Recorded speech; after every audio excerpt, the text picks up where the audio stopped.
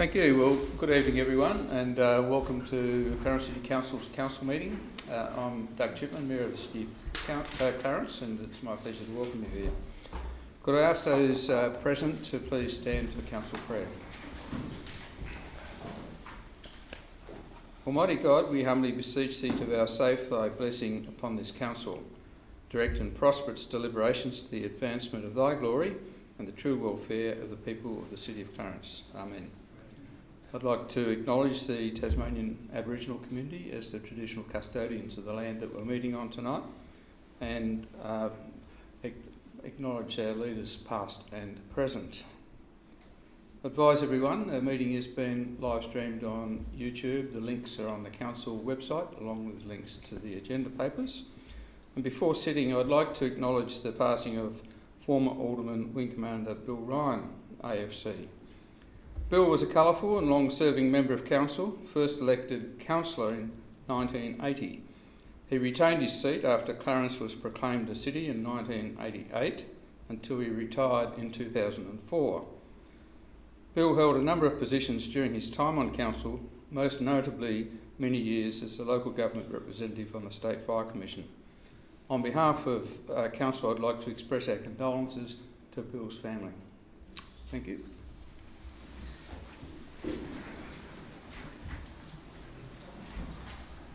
I note that there are no apologies tonight. Are there any declarations of Alderman or close associate? Yes, thank you. Items 11.3.2 and 11.5.2. Thank you. Thank you, Alderman Kennedy. Are there any others? In that case, I'd like to draw your attention to a report from the General Manager that he has asked us to consider a matter of urgency, a planning appeal concerning 20 Aqua Place, 7 Mile Beach. I need two procedural motions. The first, to consider bringing the item onto the agenda. If I could have a move, Alderman Pearce, seconded Alderman Blomley. All those in favour? Carried unanimously. And the second is that the General Manager's recommended it be in closed session. Moved Alderman Blomley, seconded Alderman Ewington. All those in favour? Against? The motion is carried, 7-5. Thank you.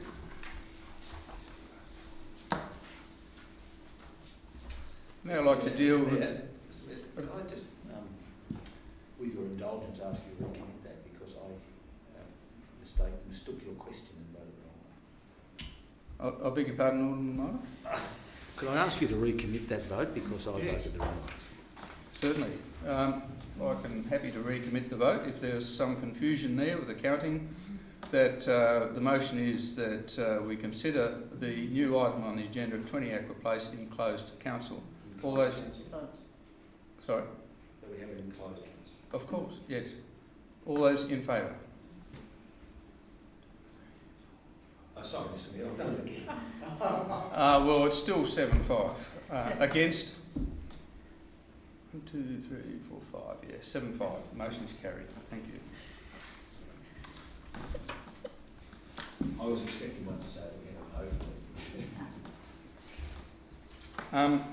I'd now like to deal with the early part of the agenda as one omnibus motion, the starred items.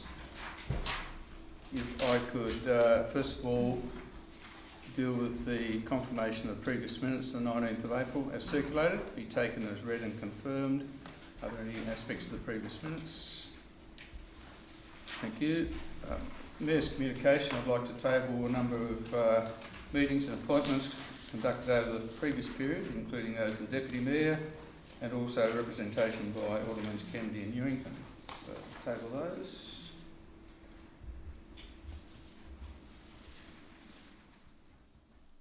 Item 4, Council notes the workshops conducted on the 26th of April and the 3rd of May and the agenda briefing on the 7th of May. Item 6, tabling of petitions. There are none on the agenda. Any petitions from the floor? Thank you.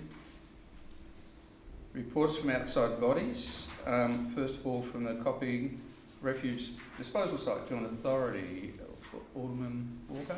Anything to report there? No, so June for the next quarterly one. Thank you. And I note there's a motion later in the agenda dealing with rule changes there. And I have nothing to report from the Tasmanian Water Corporation or the Greater Hobart Committee.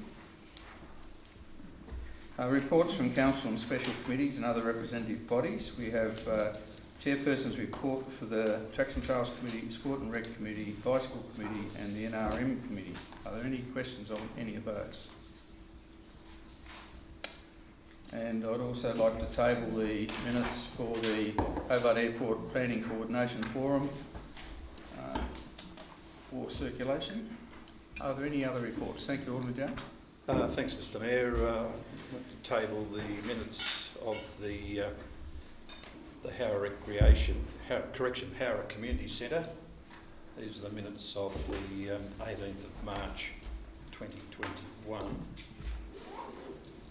And also the minutes of the Events Special Committee meeting of the 5th of December 2019.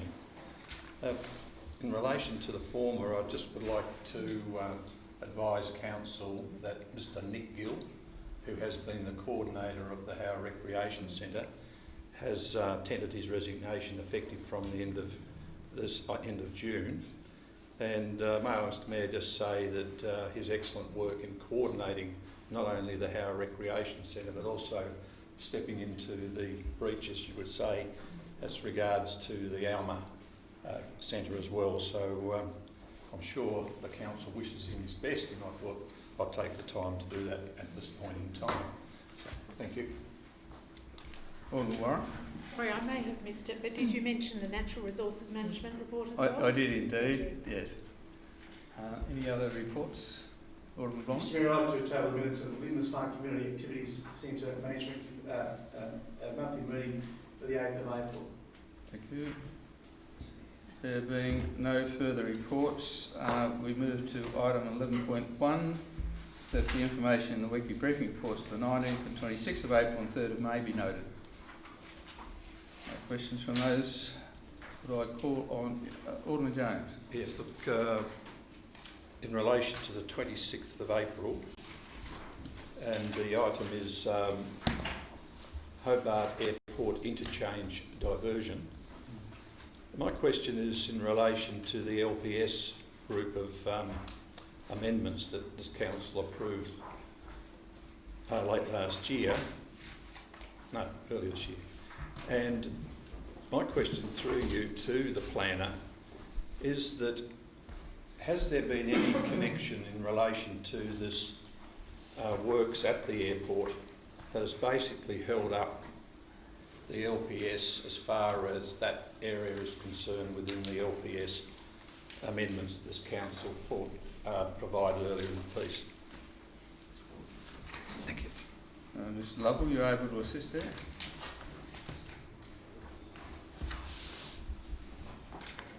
Through you, Mr Mayor, there are a number of matters that the Commission has sought extra information on.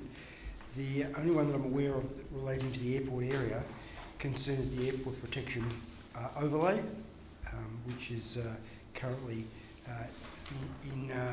the controls are currently in dispute between the Council and the Hobart Airport and others, but I'm unaware of any changes in relation to any issues relating to the interchange area.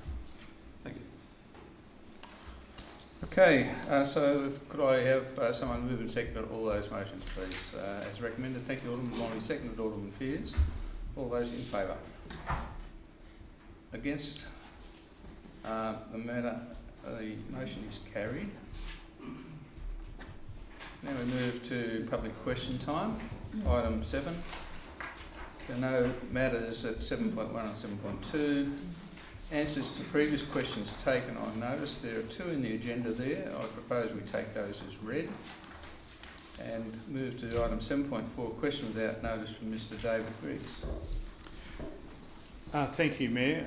Mr Griggs raises two questions. The first question is, I asked at the last council meeting about when the grassed areas at the roundabout at the top of Rosny Hill next to the United Service Station would be planted or re-sown with grass, as it has been left after concreting works were done a long time ago. I have received no response at all.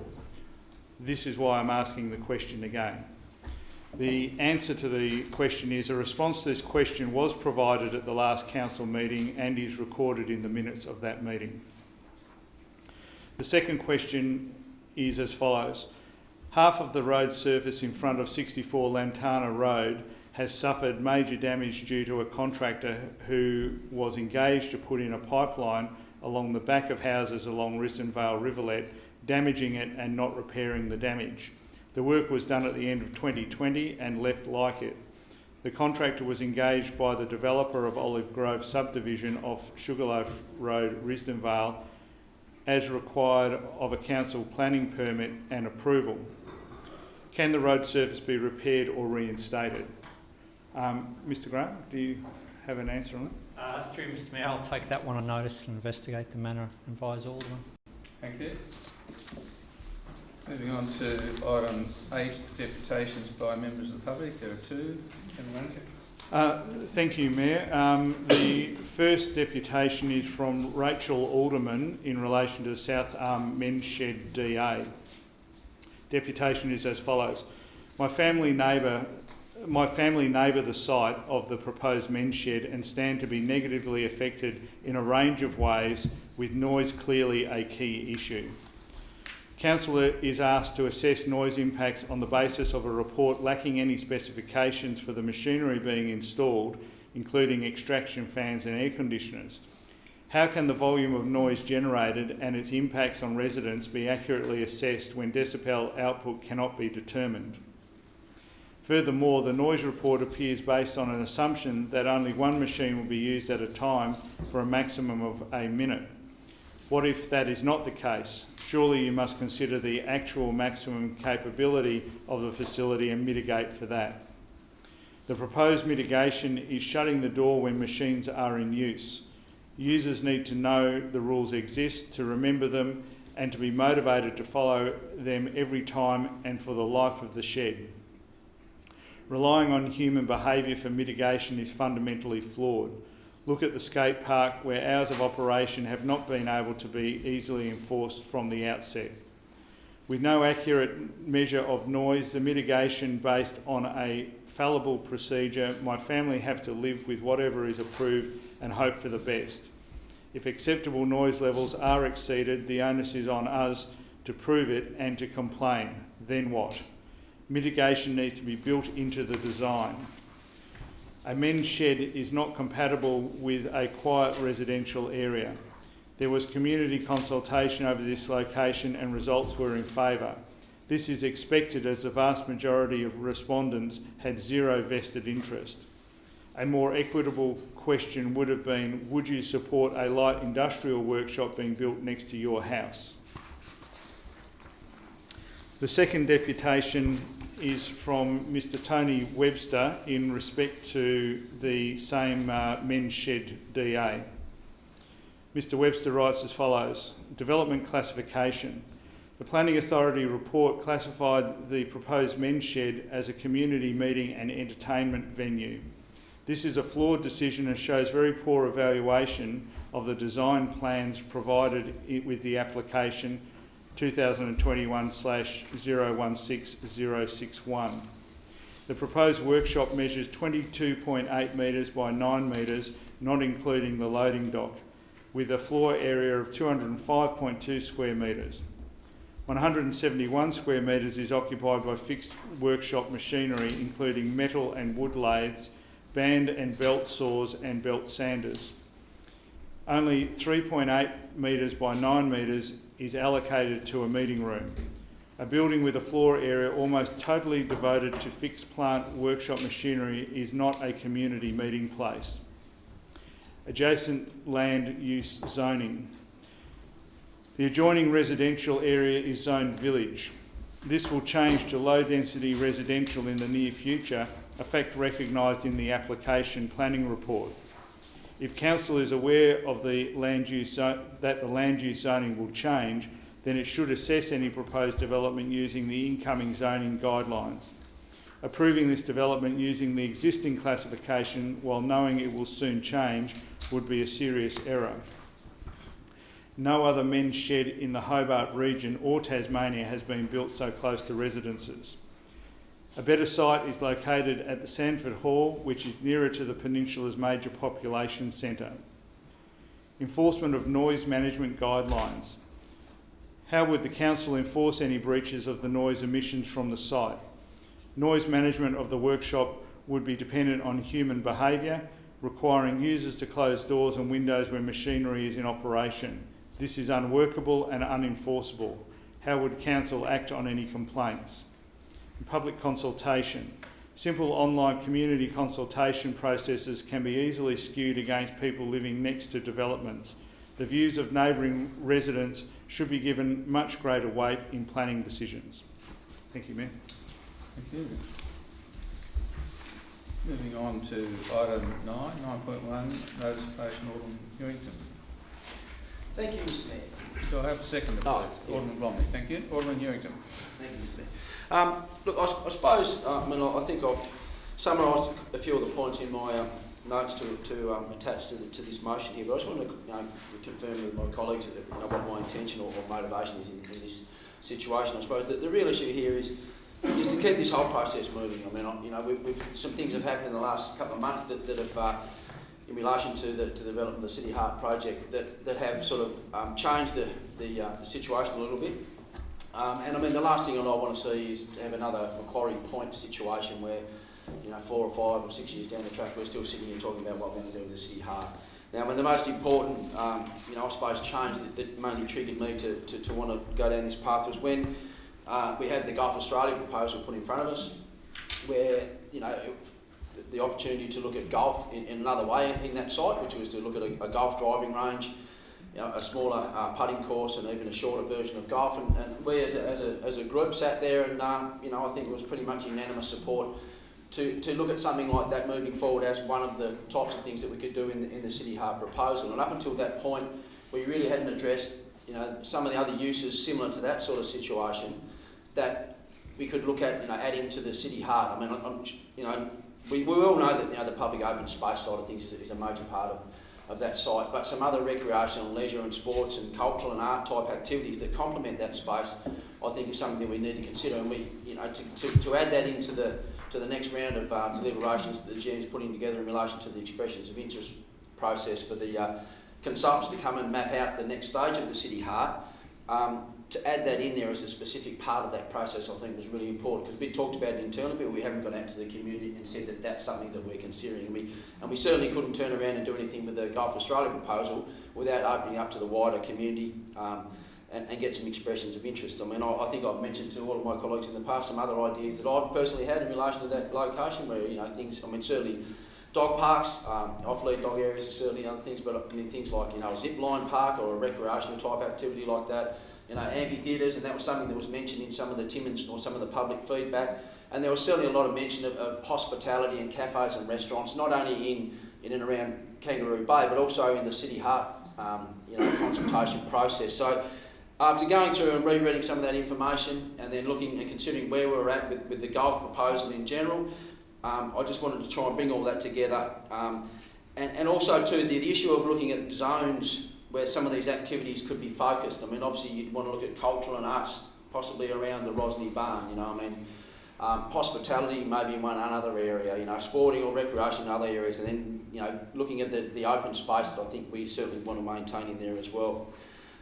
So I think that's really important, and being upfront with the community is the other aspect of this, which I think was really important, to put it on public record that they're the things that we're actually now going to be considering moving forward.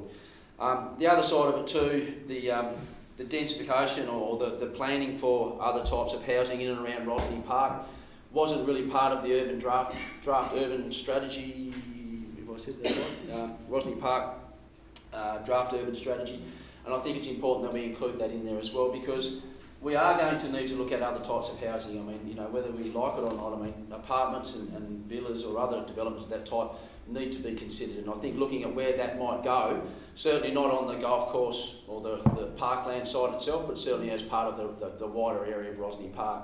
And the other point I wanted to make too was that it was interesting when I was talking to the GM about this process, and I spent a lot of time talking to him about this just to make sure I'd address some of the important issues. He showed me a drawing in his office of Charles Hand Park concept plan from about 1970, and you know, this sort of stuff has been discussed for a long time now, 50 years plus, in relation to what we consider as our city heart and some of the use of the land that we've got around the CBD. And I think it's really important that we as a group, you know, move forward on all this, consider all of the issues and do it. You know, at some point we're going to have to look at all these issues in terms of public-private partnerships, you know, where someone might come forward and offer to build an amphitheatre that we can use for community events. You know, I mean, we have to consider that. We have to look at the urban densification of the land and some other land use, and certainly the different precincts as part of this as well. So we all know we need to do that, and I really think that pulling all this together in this motion will give the GM a lot more clarity around some things that I think we've all agreed and discussed as part of our discussions on the city heart, and really make it clear to the community where we're at and try and make sure that we keep it moving forward, which I think is the really most important thing for all of us. You know, we want to see this happen sooner rather than later. So I'd hope that my colleagues can see that, you know, that's something that's pretty important that we do, and I would seek their support to give us clarity over this whole issue. Thank you, Alderman Bromley. Thank you, Mr Mayor. Mr Mayor, I'm delighted to support this motion and congratulate Alderman Ewington on his proactive and positive approach to moving our City Heart project forward.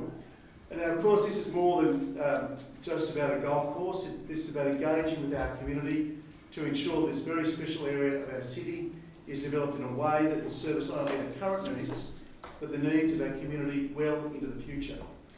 Our City Heart project, as outlined so capably in the motion and the explanatory notes, is more than just the Rosny Park CBD and Kangaroo Bay.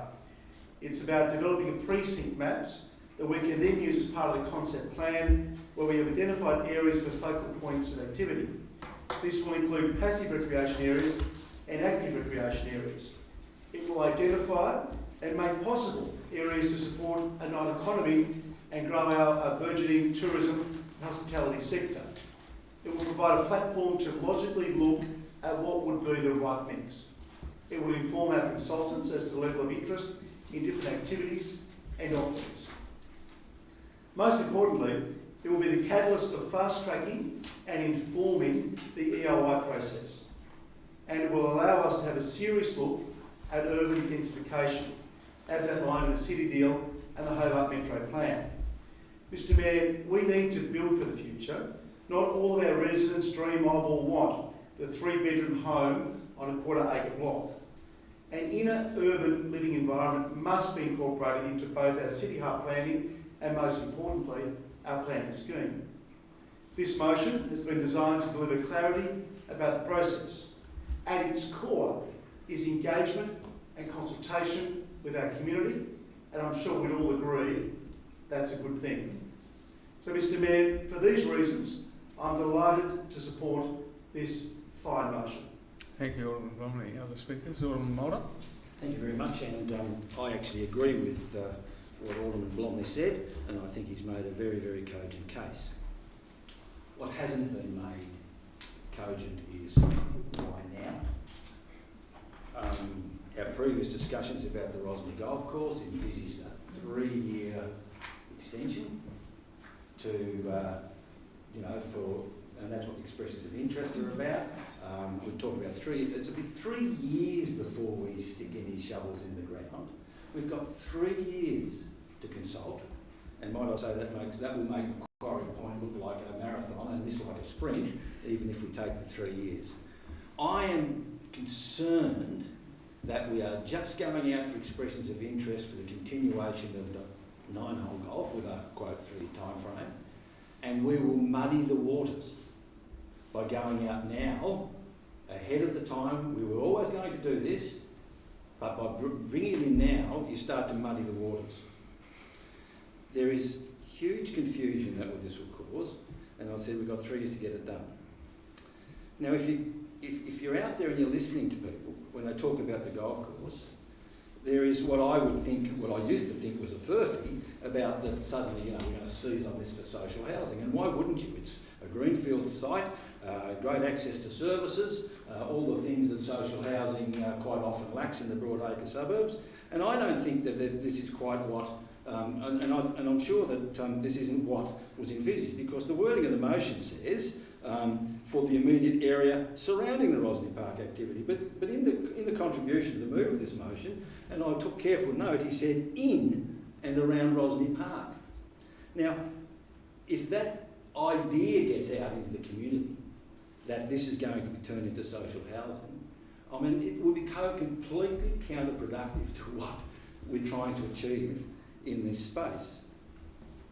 And we've also got the problem too, is that when we go out there and it calls for expressions of interest, what if we get a huge community impact saying, we want a 9-hole golf course? Are we then going to say, well, forget it, we've got a better vision for this than the community that we seek to serve? So all this is because we're muddying the waters by bringing it in at this point in time, and point C is totally irrelevant to the actual Rosny Park area if taken on its value, but we've put it in here, and now we've even suggested that there could be residential intensification in the area on those things. Now, I'm sure the Speaker will correct his in his summing up, but I've just got a feeling that I'm fully for the process, but I don't want it to get confused, and it would be of no service to us to get it confused with the expressions of interest for the interim period of continuing golf in some form on the Rosny Park. So I can't support this motion at this point. Thank you. Other speakers? Alderman James. Yes, thank you, Mr Mayor. It's interesting that the way this motion has been worded, and I'd like to quote the opening paragraph, that Council include within the expression of interest concept plan development process for the City Heart project. So in other words, what we have debated and what we have set in frame in relation to the expression of interest mechanism is to work within that, and therefore look wholly and solely at the area within the Rosny Golf Course area. This particular motion is opening it wide open. It's basically saying let's go outside that small circle and concentrate, as the motion says, on Charles Hand Park, Sheoak Point, Kangaroo Bay. Now that is very further down the field than what was ever intended in our expression of interest process, and the Bellree Village, and identifying, this is the important bit in this motion which I cannot support, is identifying potential commercial and non-commercial development hubs based on on key themes. So therefore there is this approach to open this wide open to allow a further concept plan to be developed, which will be broader, will include densification, it will include housing around Rosny Park, apartments and villas within this particular precinct that's being proposed by the motion. Part B, they want to have this particular process not only to cover just sport and recreation, but tourism, hospitality, both commercial and not-for-profit. And already you can hear people in the community saying, what about an extension of the lifestyle living that's occurred on one part of the actual golf course of days gone by?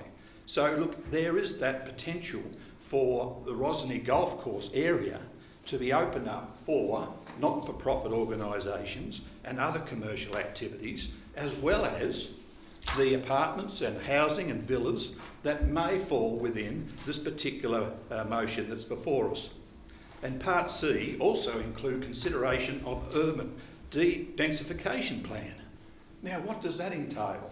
It entails a lot of things, particularly in relation to where we're going to extend this particular proposal over, beyond and including the Rosny Golf Course.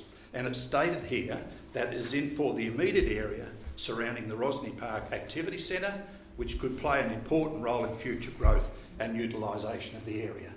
This is premature. This is really not what we intended in relation to saving the 9-hole golf course. It is basically putting the kibosh, in my opinion, on any chance of us maintaining that 9-hole golf course and basically opening this wide open to any entrepreneur, any developer to be able to utilise and say, I've got a better process, better use of this land, and therefore it will open up all sorts of concerns in the community. I think we should stay with what we've got, and that is open up, as we are doing, the expression of interest process and maintain, as it's intended, the 9-hole golf course in the Rosny area. Other speakers? Alderman Edmonds first, and then Alderman Warren. Thank you. I'll keep my comments quite brief. I don't think anyone in here is surprised to hear, because I'm on record a number of times saying it, about my concerns about City Heart and the speed and direction in which it is heading. I think I liken it to those little buckets at the playground that start spinning when the kid gets in them and they can't stop. And as you all know, both in open and closed meeting, I've taken reasonable steps to slow that bucket down. My concerns with tonight's motion is probably I can see a few unintended consequences from this motion, and I really do feel like it's biting off more than we can chew at this stage in the process. As I said, I'm concerned about the current process we have in place, and I'm really not convinced that this motion enhances that process at all. Thank you, Alderman Warren. Thank you, Mr Mayor. I'm going to start with Part C, which is the densification issue. I fully support a consideration of densification, but I think it's something that we need to do in conjunction with the state government to look at social housing, and that's where I would put our focus. So to look at Clarence as a whole and look at what areas we could build more social housing, and that has to be a government and council partnership rather than just us alone. I don't see that as having any role in this motion. It seems to be quite a different conversation. So that alone would make it difficult for me to support this motion, because there are two different concepts here. Regarding the expression of interest, I think the danger in going out to an expression of interest at this stage in such a broad way is that we have no cohesive strategy, no overall vision of what we're trying to achieve here. It seems to me like we're just laying out a map of Clarence and saying, what would you like to build where? Come and, give us your best ideas of places where you could build something. I think that even though it's an expression of interest process, that is likely to raise expectations, that having asked for those ideas, we're not going to then turn around and say, no, you can't do that, we don't really want to do that. So I think it is premature. The motion mentions key themes. I don't think we have any key themes. Several people have spoken to me and accused the council of knowing exactly what it wants to do in Clarence and having a vision already that we're keeping secret. I don't think that's true. If it is, nobody's told me about it. I think we are open to ideas, but I do think that we have a role in shaping those ideas and coming up with a cohesive strategy. And I don't think this achieves this. I think this is just opening it up to say, here you go, here's your sandpit, put what you like where you like. I do want to just counter a couple of things that the mover said, in that we were all agreed on such things, and I would like the public to get the impression that we are all agreed on all of these matters. I don't think that's the case. We've certainly had some lively discussion. There are some things we agree on, some things that we still haven't come to an agreed position on. And likely, likewise, the motion says engaging with the community. I'm not sure that this is the best process to engage with the community. We tried that in our first community consultation, and we did that with a number of forums and an open have your say process. Passing notes in class. I think that if we really want to say to the community, how do you want your city hub to look, then perhaps we need to revisit our community consultation process. But I think we need to do that first and have an idea as a community what we want City Heart to look like before we go out to expressions of interest. Other speakers? Alderman Pearce? Thank you, Mayor. Mayor, the first time I read this, I must admit, I thought, and a lot of aldermen have used the word tonight, premature. And again, as Alderman Warren said, Part C does worry me quite a lot. We've had a very tight budget. We know we're still cutting things, and yet, to go on with this expression of interest at this time, and I say at this time, I believe is totally premature.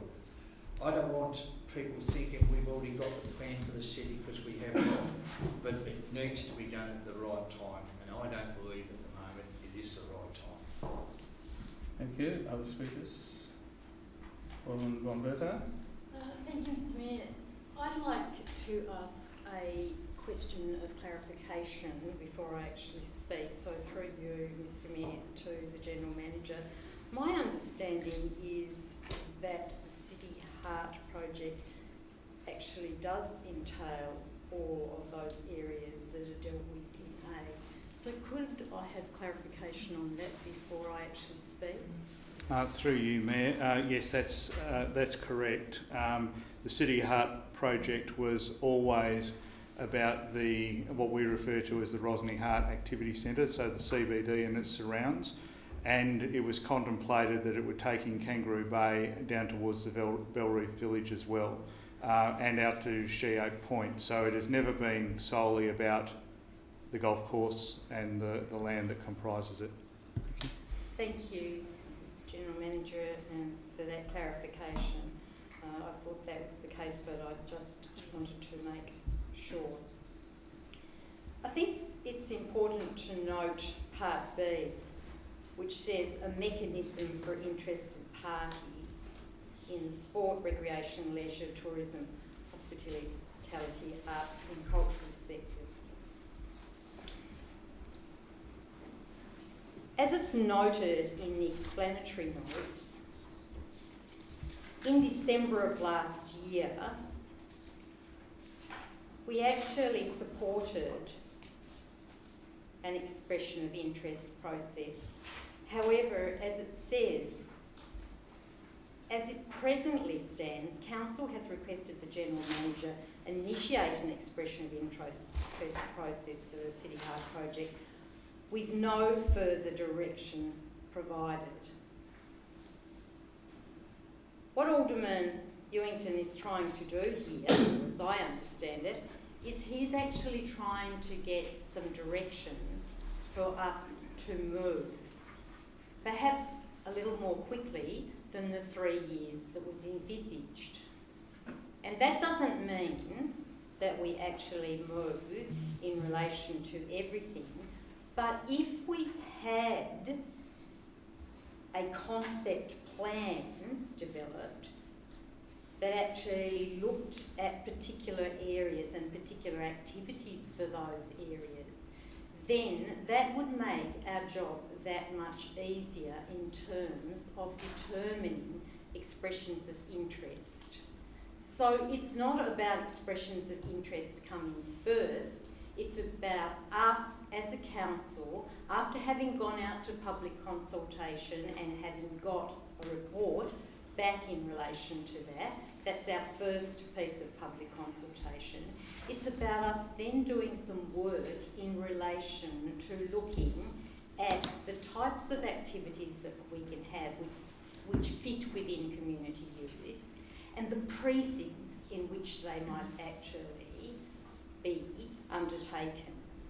So from that perspective, I actually am going to support this motion because I believe it starts us on a track in relation to the process of expressions of interest. I am just thinking about a couple of scenarios that have come before me recently and before all of us, but one of them is the croquet club, the Eastern Shore Croquet Club. For many years, they have been looking at finding a new home.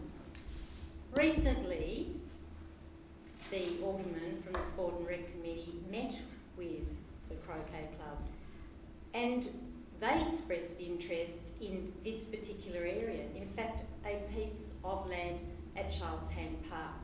So that's a classic example. As chair of CPAC, the Positive Ageing Committee, we have been approached by an organisation called Care Beyond Cure, which looks at palliative care, which looks at funeral services, which looks at education in relation to death and dying. They're all issues that we have dealt with in some way, shape or form within a council setting. And they are looking at this piece of this area, the CBD, to perhaps have a very valuable set of services. Once again, if we actually were to look at a precinct concept, then perhaps we might be able to see a particular piece of land that would suit their needs and our needs. I actually believe that this is a very important step in the direction which we have approved in December of 2020, and I certainly will be supporting Alderman Newington's motion. Alderman Kennedy. Thank you, Mr Mayor. No wonder our community gets confused. That's all I can say. I'm confused with the comments that have gone around the table, and that is the reason that I can't support this motion. We already have gone out and spoken to our community about the EOI that's going out in place with regards to what can be done on the golf course. Premature is a word that has been said around this room, and I can only underline that that is how I feel. No wonder our community gets confused with the messaging we're trying to pull out. I won't be supporting this motion. You, other speakers? Let's make it 10. First thing I want to do, putting on the record for the YouTubes forever, is to say that I think in this term of council, I don't think any alderman's championed public infrastructure as far as getting out and about on the tracks, improving those things, looking at options than Alderman Newington. I think he's been a great champion for a lot of those things. And that was before the COVID period. And if you think about where we were a year ago, how much we cherished just being able to get out and be amongst it and enjoy it. So I give huge credit to that. And I think that is totally the intent that's writ large throughout this motion. And I wasn't here for the pleasure of the last meeting around the golf course. But that's a really crucial part of the world that we need to figure out. I know that there's an interim plan to try and get something kick-started, so we've got a couple of years of golf while we try and figure something out. And I kind of get that. Although, gee, we had 15 months to come up and maybe get that done beforehand, but we are where we are. It's now 6 that have expressed concern about voting for it. That might change when the hands go up, but that's basically the motion lost. I have some difficulty, not on the basis of intent, not on the basis of value add, not on the basis of maximising amenity and utility for our community, because that's at the essence of what the motions drafter has. However, I think the way that it is constructed, and it might be the reason why it got to 6 against, was that some of the phrasing and language does allow for interpretation of malign intent, and that is certainly not what should be the case. But I think realistically, as a council, think that people won't try and put the worst and mischievous perspective on aspects around urban densification is a little naive. And the problem is if we allow that to happen, then that conversation gets torpedoed. And I think if we have a really honest conversation with our community, say, look, we need to have choices. We need to allow people to age in place, and when you age in place, that may include the option to actually downsize from your 3-bedroom house that's on a split level on a steep slope to something flatter and around your community. And that will just get walked into something else. I mean, I know that someone that spoke earlier on this talked about concerns with social housing being put all through the golf course. Well, my concerns would be just as high if it was prestige and elite decadent living. It wouldn't matter what the style of that was. If the intent is that, that is what's interpreted there, that is going to be problematic. So I'm going to be a bit Neville Chamberlain here and probably abstain, because I do support and understand the intent, but the motion doesn't seem like it's getting up, and I think it would be problematic, and I would hope to work with the motion's drafter to see how those aspirations can be reached in a way that will bring pretty much all of us together, because they're worthy. Thank you, Alderman Walker. Right of reply, Alderman Newington. Thank you, Mr. Mayor. Well, I have to start with one glaring issue here, which is so-called confusion out there in the community. Well, unfortunately, I've got a couple of colleagues who are confused about the whole process that I'm putting forward here. There's two expressions of interest going on at the moment. One is to look at an operator to come in and operate the golf course, which is still going to happen. And another expressions of interest process, which is the GM's being directed to do in our meeting on the 20th of December, to put an expressions of interest out there to a consultant to further develop the City Heart plan. Now, if my own colleagues don't get that, and I'm mentioning something like that in a meeting, no wonder the community are confused about what's going on out there about this whole process. I'd like to think people would actually be a little bit more informed and know exactly what they're talking about here. It's very disappointing, to be honest.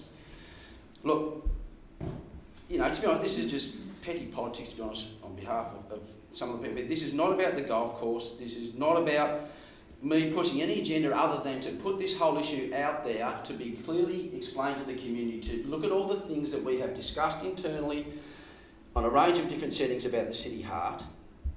We're not committing us to any budget concerns. As Alderman Pearce tried to claim, you know, we can't do anything at the moment. It's just ridiculous. Well, we can't do anything because we might confuse people. I mean, we've been elected to be leaders of our city, and our role is to have the courage to actually address some of these issues that have been drifting along for 50 or 60 years in relation to how we use this site, how we improve the City Heart. The community consultation in the Timmins Ray report clearly said people want more hospitality options. They want a night economy. They wanted other recreational activities to make the site more appealing to people. Right? These were already included in there. We're not doing anything that's outside of what the community already asked us to consider.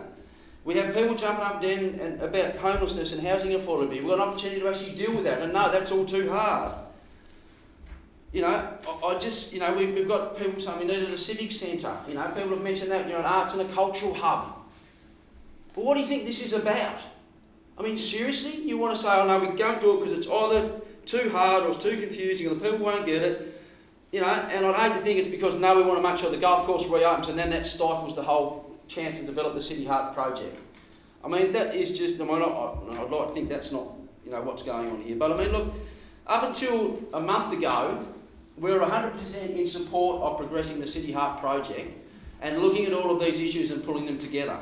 And as the GM mentioned in his notes attached to this motion, he said it will give him some clarity about, you know, moving forward with the expressions of interest process for the consultant to further develop the plan. So if we don't do these things as part of that process, what does that mean? Are we seriously, what we're going to say, well, we're not going to even consider any public-private investment when we sat in a room 5 or 6 weeks ago and... Thanks, Alderman Newington. I don't. So the motion is as presented by Alderman Newington. All those in favour?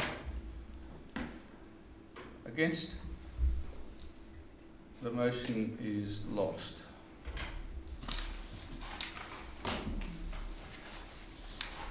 Moving on to item 11.2.1 petitions. There's a petition was received on the draft of management policy. The recommendations of council notes the intent and advises the petitioners their submission will be considered as part of the policy review. Thank you, Alderman Warren. Seconder, please. Thank you, Alderman Chong. Any discussion? All those in favour? Alderman Old, do you wish to speak? Pretty quick on this one, Mr Mayor. Nothing you have to get your heels by any chance. I'm happy to see movement when it's there, Alderman Miller. Normally you preempt my movement. I support noting this particular petition. Once again, people are speaking. Whether we listen or not is something that has yet to be determined. I'd like to take us back to this particular approach to these sorts of policy changes. And at Anzac Park, we've recently been through a risk management exercise. And in that respect, we've decided to build a fence to stop people falling over a cliff. So if we take a risk management approach to changes of policy, in off-lead, attacks by dogs are certainly not unknown and are quite frequent. But what we as a council haven't done is gone around the veterinary surgeons and tried to get a handle on the extent of the problem. So having not had a handle on what risks they might pose, is a bit premature to go out and say we're going to change our policy on that basis. But in this particular case, even though dog attacks are usually dog on dog, but dog on person isn't unknown, but in this case it's quite clear that the community, or at least the petitioners, are telling us that the community are prepared to live with that sort of risk because it is, I suspect, moderate and the consequences are generally minor. So on that basis, we as a council should be able to, on a risk management approach, say yes, that's a risk we can handle and that's a risk we can manage without putting dogs on leads. But then you compare that with the Anzac Park that was being pushed by some of the same people who are flat out pushing this dog policy, and they are saying there that we had to have a fence even though the likelihood of someone falling over that is extremely remote. It hasn't happened in the 300 odd years that we know about anyway, and that the consequences of falling down 3 or 4, 5 or maximum, I think about 4 metres, 5 metres down a slope, the consequences are not likely to be catastrophic, but more likely to be moderate. So on a pure risk management basis, right, if the community is prepared to wear the risk of the occasional dog off-lead dog attack, then surely they're also capable of wearing the risk of the never happened in 100 years consequences of someone falling off a path and down a rocky slope. And of course the consequences for that is we've got the same program all around the city. We've got proposals to put fences over anywhere where there's a path or a bike track next to a 2 or 3 metre drop. So on a risk management basis, I would note the risk management basis and the risk management assessment and support noting of this petition. Thank you. Any other speakers on this petition motion? Right reply, Alderman Warren. Thank you, Mr. Mayor. I do thank Alderman Mulder for his comments. Just to remind colleagues that this motion is purely about accepting the petition, noting the intent and advising the petitioners that their views will be considered as part of Council's review. And I do thank the public for their passion around this topic. We have certainly had many interactions with the public, and that will inform our final policy. And I did note there was an article in the Mercury this morning that suggested that we might be making a decision around the dog management policy this evening. So I do apologise to anyone who has tuned in specifically to see that tonight is just merely about accepting the petitions, noting the petitions, and we will take those into account when we look at our revised dog management policy. So I do commend the motion to accept the petition. Thank you. So the motion is that we note the intent and advise the petitioners that we'll look at it with the policy review. All those in favour? That's carried unanimously. Thank you. Now advise that Council intends to sit as a planning authority under the Land Use Planning and Approvals Act. The first item there, 11.3.1, is a development application at 18 York Street, Belrive, for 3 model dwellings. Alderman Blomley. Mr Mayor, I move the alternative motion circulated standing in my name. Do I have a seconder for that, please? Alderman Newington, thank you. Alderman Blomley. Thank you, Mr Mayor. The alternative motion for the Chair is for approval of 3 multiple dwellings at 18 York Street, Bellarine. This property is a corner plot with frontage to both York and Leslie Streets. Importantly, 18 York Street, Bellarine is located within an established residential area containing both single and multiple dwellings. In fact, just across the road, there are units with minimum lot sizes far less than that being considered by us this evening.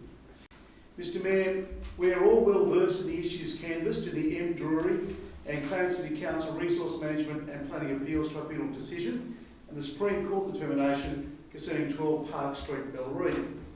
Disappointingly, these 2 decisions did not provide clear-cut direction on methodology.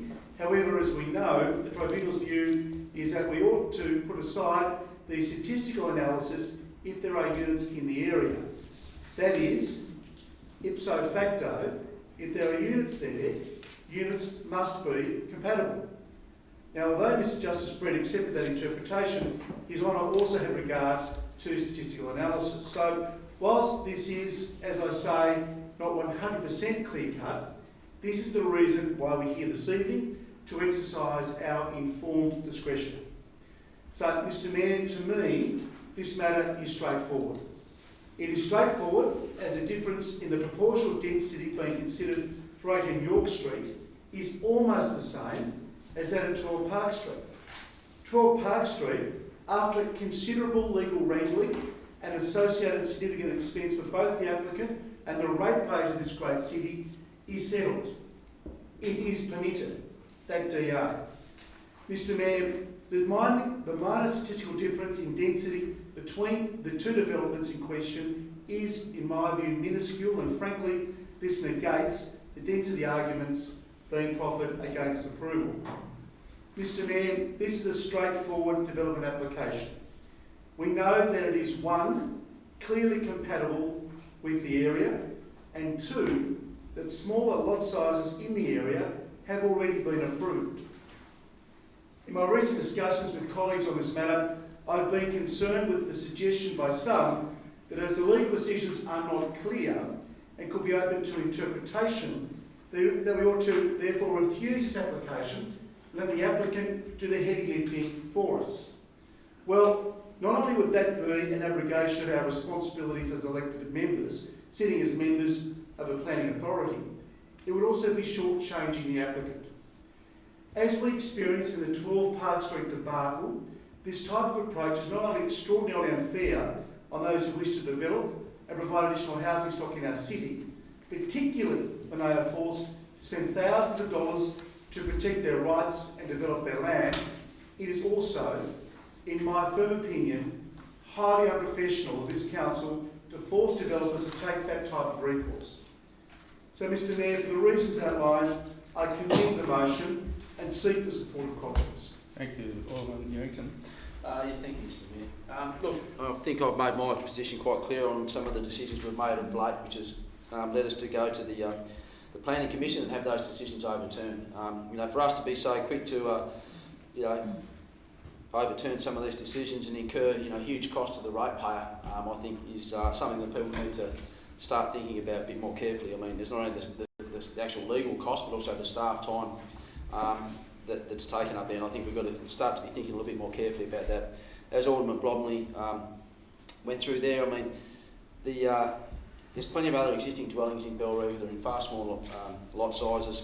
And I read through the report there, the Heritage Office is, saying it's compatible, all the way through, and yet we're going to sit there and actually knock something like this back. I mean, I just couldn't consider that would be an appropriate course of action to take. It's a popular area, people like living there. We need to have some, there's enough hoops to jump through, and the reasoning behind Alderman Blomley's motion here in relation to the specifics of the last M. Drury case mean that it would be negligent of us to go down any other path but to actually approve this this development and allow the owners to get on and do what they should be entitled to do. Thank you. Other speakers? Alderman Moller? Yes, Mayor. I don't agree with the reasoning, and I don't agree that this is a case where we're justified in overturning the officer's recommendation. And part of it is because some of the objectives of LUPA are to engage the community. And when we get representations of this calibre and this quantity, bringing out legitimate planning matters, not just I don't like it type matters, and then the officers go through that and use their judgment to come up with a refusal. I find it a little offensive for aldermen to be standing up and saying they find it very unprofessional if we were to, you know, this is a slur on the officer's recommendation. There's nothing unprofessional about us following the recommendation, nor is there, on legitimate grounds, us overturning the officer's To the Chair, please, Alderman Moller. I started my by saying, Mr Mayor. You I did. wasn't talking to anyone. I didn't name anyone, Mr Mayor. Thank you. Thank you for the interruption.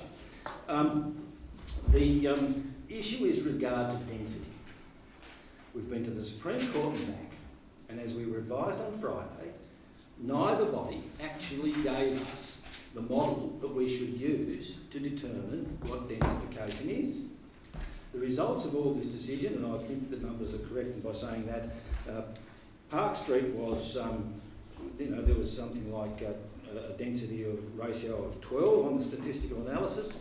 This particular one, I understand, is 20. So, though the Supreme Court made no determination, but simply sent it back to the Planning Tribunal to give, who failed to give us a model for densification. They just said that 12 was okay. Well, here we have a proposal for 20. So if 12 is okay, how do we know that 20 is okay? And if 20 is okay, and we never test it, how do we know that 50 isn't okay? How do we know that basically the tribunal are throwing out any concept of densification when it comes to these sorts of infill housing? Unless we continually put to them our particular view, and hopefully sooner or later we will get some idea of why they use and what statistics and what criteria they use to define densification. So in the interests of our supporting our officers, I will foreshadow a motion for the officer's recommendation for the sole purpose, might I say, of getting the Resource Management Planning and Abuse Tribunal to do its job and give some guidance to our expert planners and expert authorities. Thanks, Alderman Moller. Other speakers? Alderman Converso. Thank you, Mr Mayor. I'm going to follow on from Alderman Mulder. I agree with him on many points. However, when we actually look at the situation, Council's sitting as a planning authority and the Resource Management and Appeals Tribunal is also a planning authority. And as Alderman Mulder has said, there are two interpretations in relation to compatibility as far as it relates to density. It's made very clear on page 43 of the report that in considering compatibility, as the scheme does not provide a definition, the approach taken in the RIMPAT decision in Henry Design and Consulting versus Clarence City Council and others concerning 6 Fenner Street and several subsequent decisions is to determine the compatibility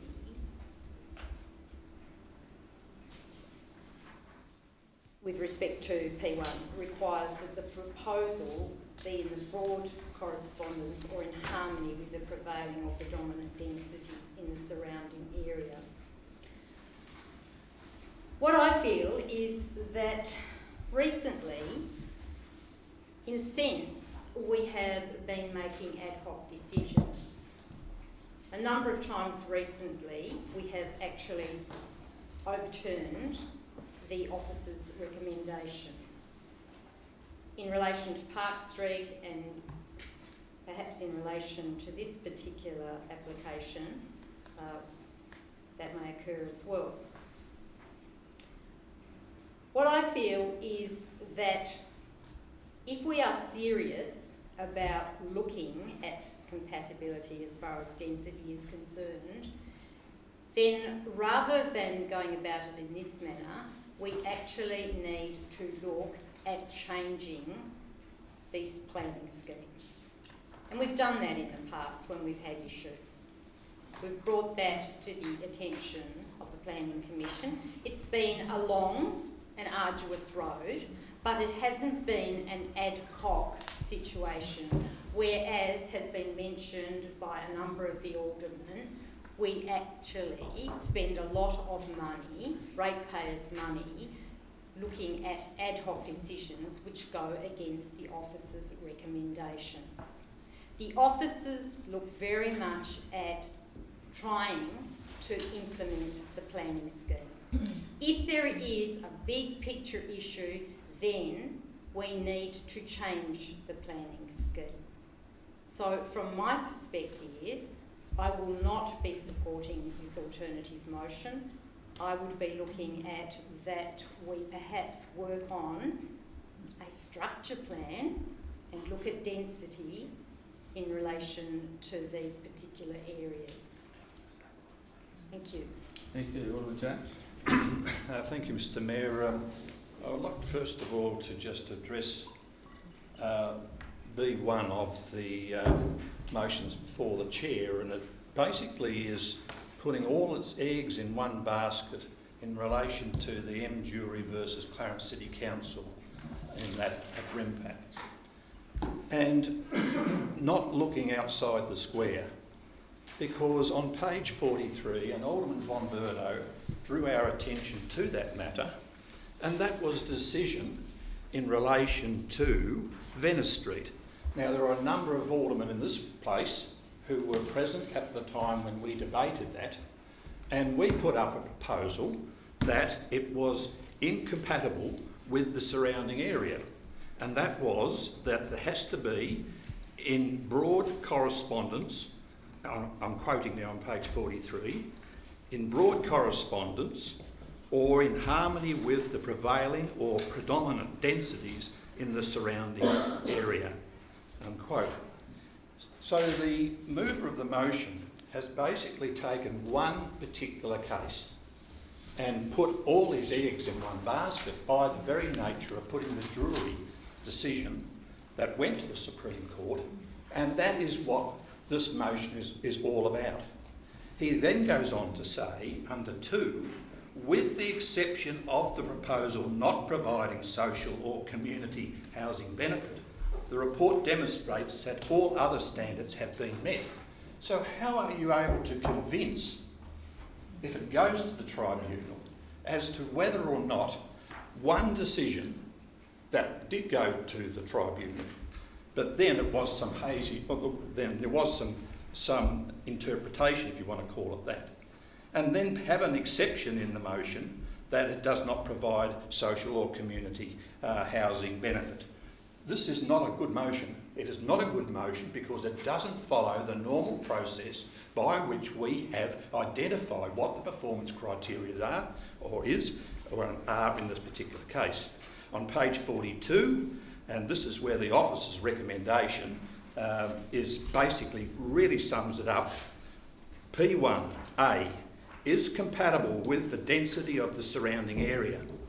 Then it goes on to page 45, and I quote, this is the officer's report, however, the proposed development would not provide social or community housing benefit which can justify denser residential development as discussed in Part B, unquote. So what we have here is a number of representations, 10 in all, that in fact have gone through a number of matters and highlighted a lot of these issues which have the impact, what I believe is really appropriate in not being able to be compatible or maintain what the officers have said is as a proposal that does not provide for significant social or community housing benefit. Now, housing benefit is in that interpretation of traffic impacts, the density of the dwellings, all those issues that have been raised in respect of those representatives and have been incorporated, I believe, within that Part 2 of the officer's recommendation. I will not support this because it's basically cuts away from any of our issues that we have put forward as appropriate motions to spell out why we believe this is appropriate. And the very nature of just identifying one particular case, when the Venice decision opened up all sorts of issues, which we won on the day, and it was actually supported as per the officer's report in this particular case. I think we need to try to work a little bit better in putting forward motions that really encompass all of the performance criteria, because then there is equal standing for that to be judged as an appropriate motion rather than something which identifies one issue and nothing else. Other speakers? Alderman Warren. Thank you, Mr Mayor. It's unusual for our planning officers to put forward a refusal motion. It doesn't happen very often, and so I do look at them fairly carefully when they do. The mover of the motion said it would be extraordinarily unfair to the developers to reject the officer's recommendation. Well, I say it would be extraordinarily unfair to the neighbouring residents who have gone to a lot of trouble and raised a lot of issues. This is right within a block of Belroof Primary School. There's been much discussion of the traffic movements. The traffic report, the officers did say that there was no indication that it was an issue, but admitted that the bus movements hadn't been taken into account. So I still have serious concerns on that issue, but I do accept the officer's interpretation of the planning scheme on this matter, and I'm happy to accept the officer's recommendation to refuse this should Alderman Mulder move that following this. Thank you. Any other speakers? As I reply, Alderman Blanc. Thank you, Mr Mayor. Thank you, colleagues, for your contributions this evening. I've got to say I was a bit confused with some of the contributions I heard this evening, Mr Mayor.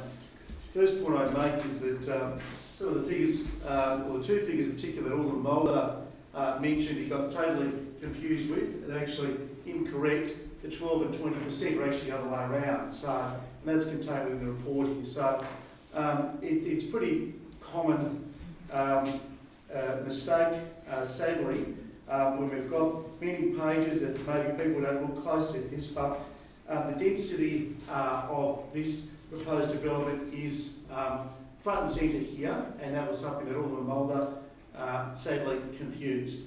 Mr Mayor, we know that with compatibility with respect to P1 requires, as we're told, the proposal to be in broad correspondence or in harmony with the prevailing or predominant densities in the surrounding area. There are units opposite, smaller lot sizes opposite this proposed development.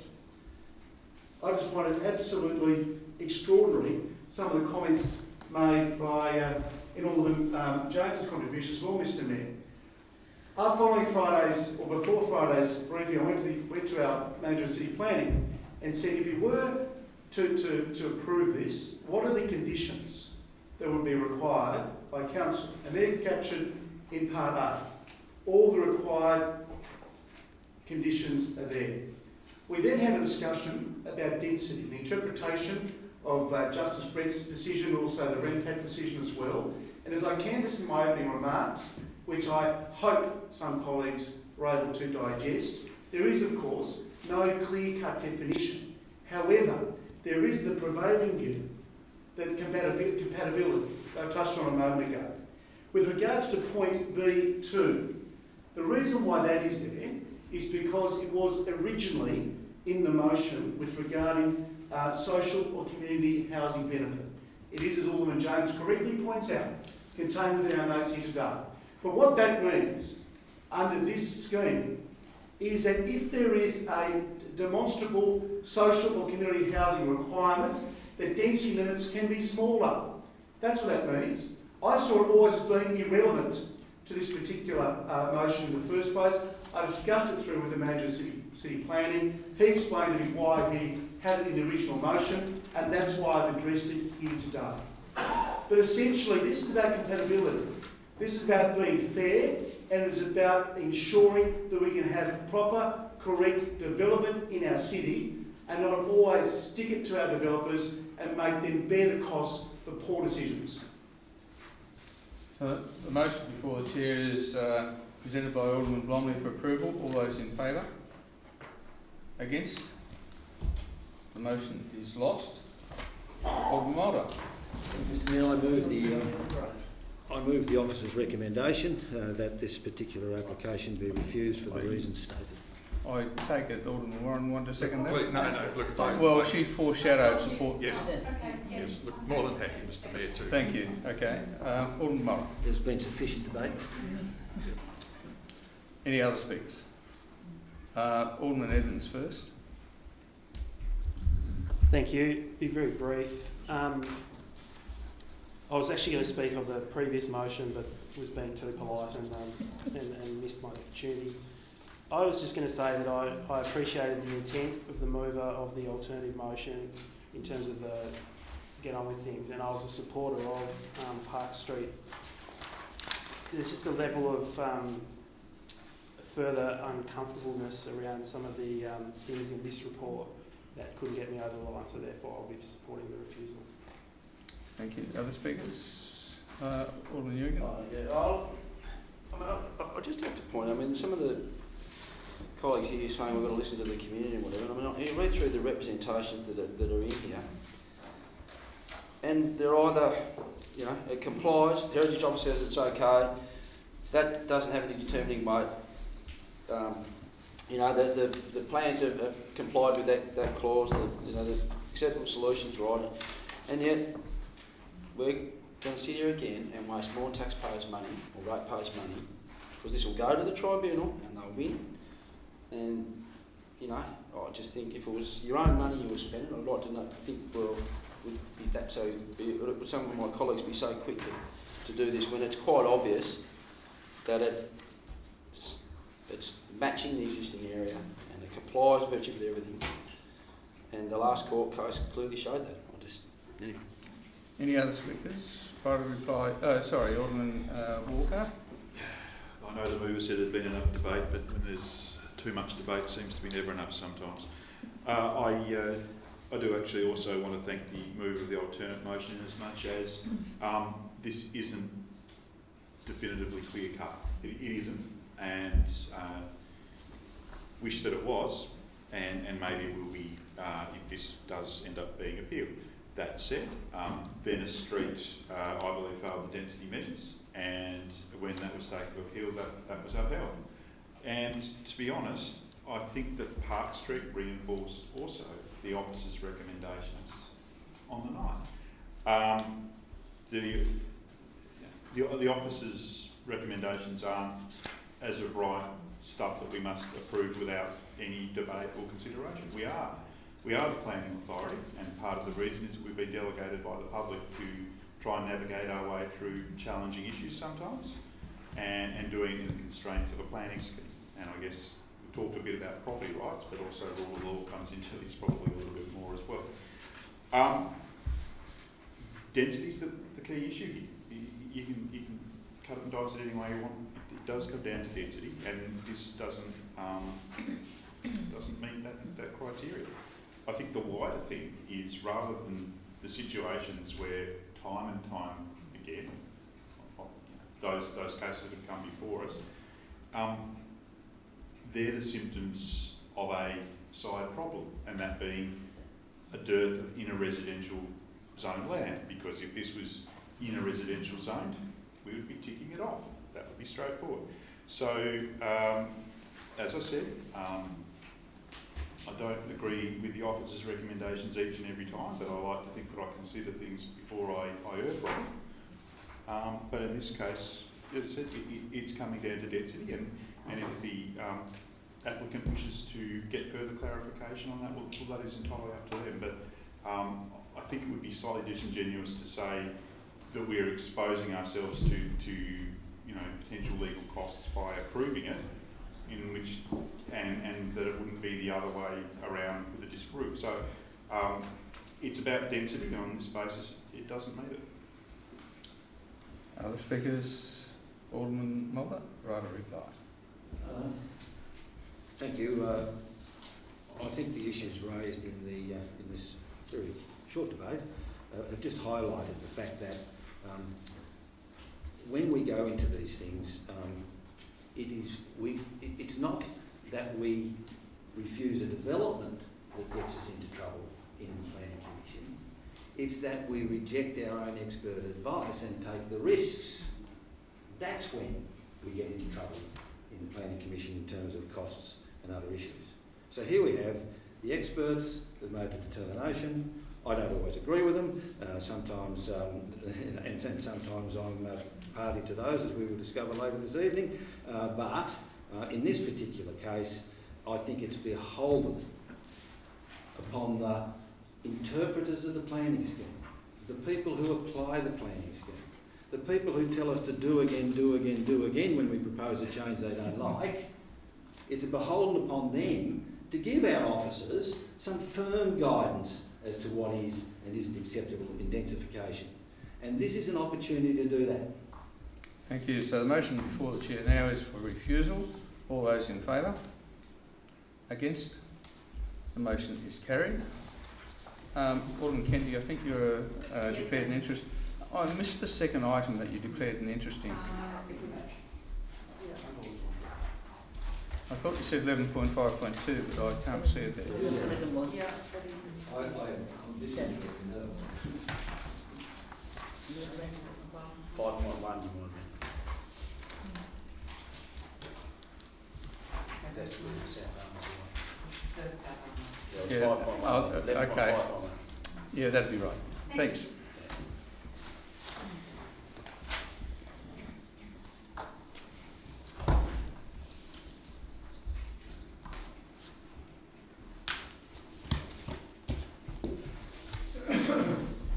Item 11.3.2, development application at 9 Calverton Place and 21 Harmony Lane, South Arm. Alderman Bomberto. Thank you, Mr Mayor. I wish to move the motion. Thank you. Seconded Alderman Blomley. Would you like to speak to it? Thank you.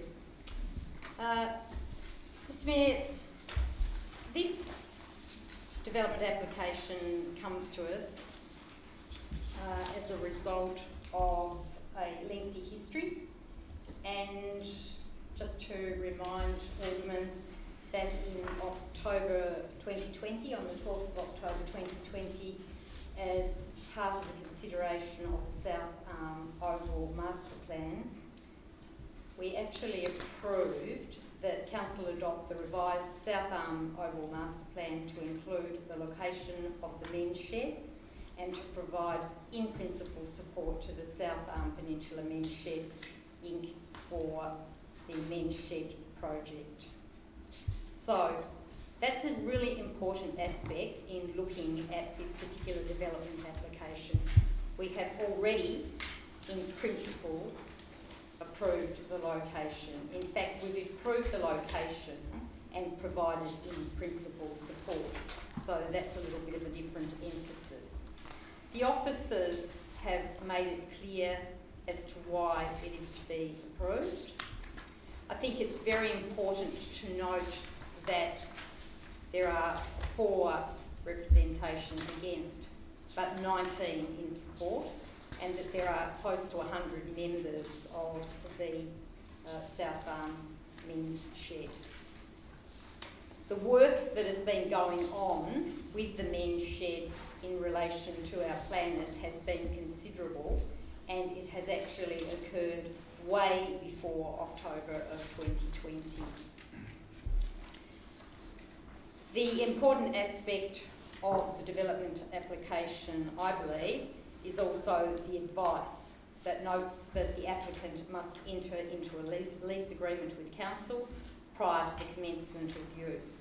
The lease agreement may include conditions to ensure the surrounding owners are not adversely affected, such as hours of operation and the inclusion of any other noise mitigation measures in the design of the building.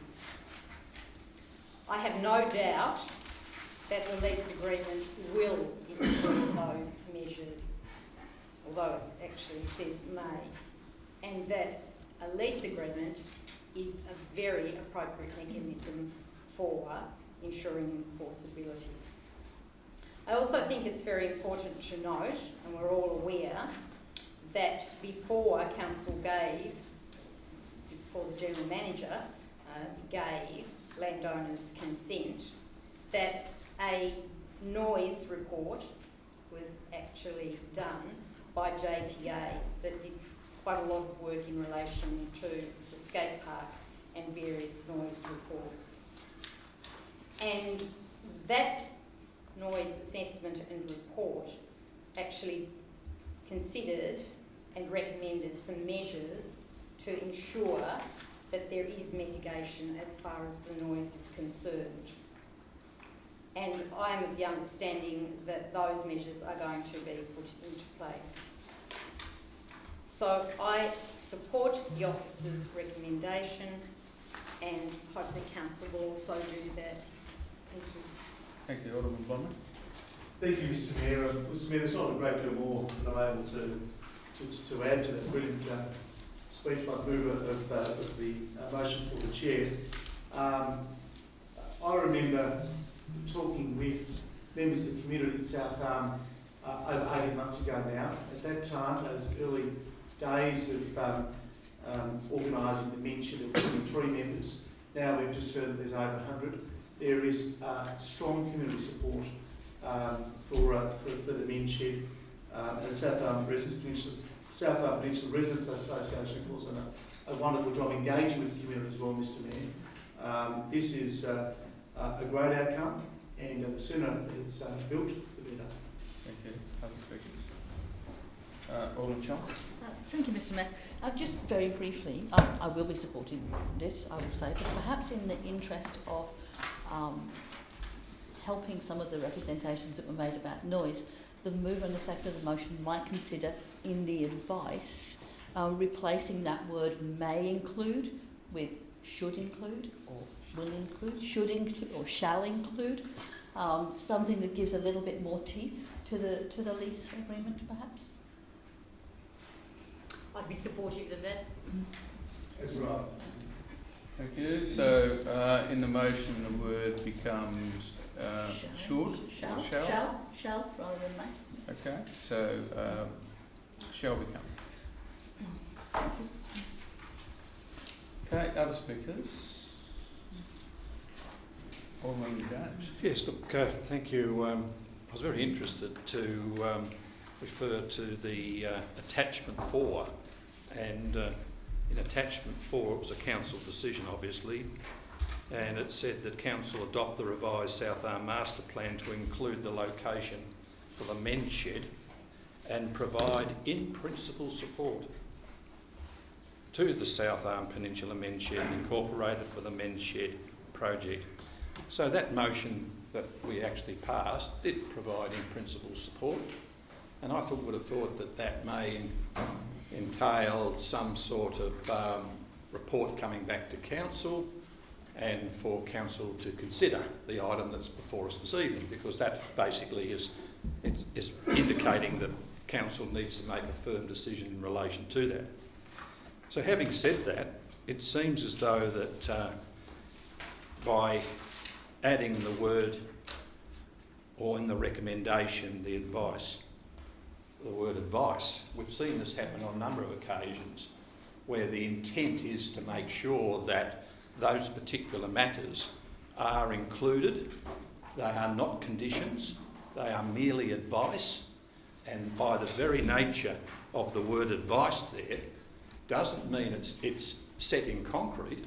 It means that under the sort of good spirit and harmonious relationships with the community, that their lease agreement that will include or shall include conditions to ensure that surrounding owners are not adversely affected, such as the hours of operation and noise mitigation measures in the design of the building. I would have thought that in a particular matter like this, where we're signing off on that men's shed, and I know there are supportive people wanting to actually be part of this, and they have indicated that in their representations.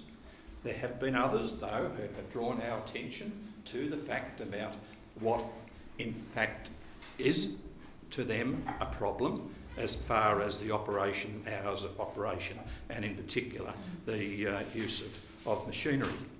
Because on page 87, the actual reference there under landowners' considerations, and remember, council, us as the sort of governing body and representing the community as we are within this particular realm of responsibility, have a role to play as to whether or not the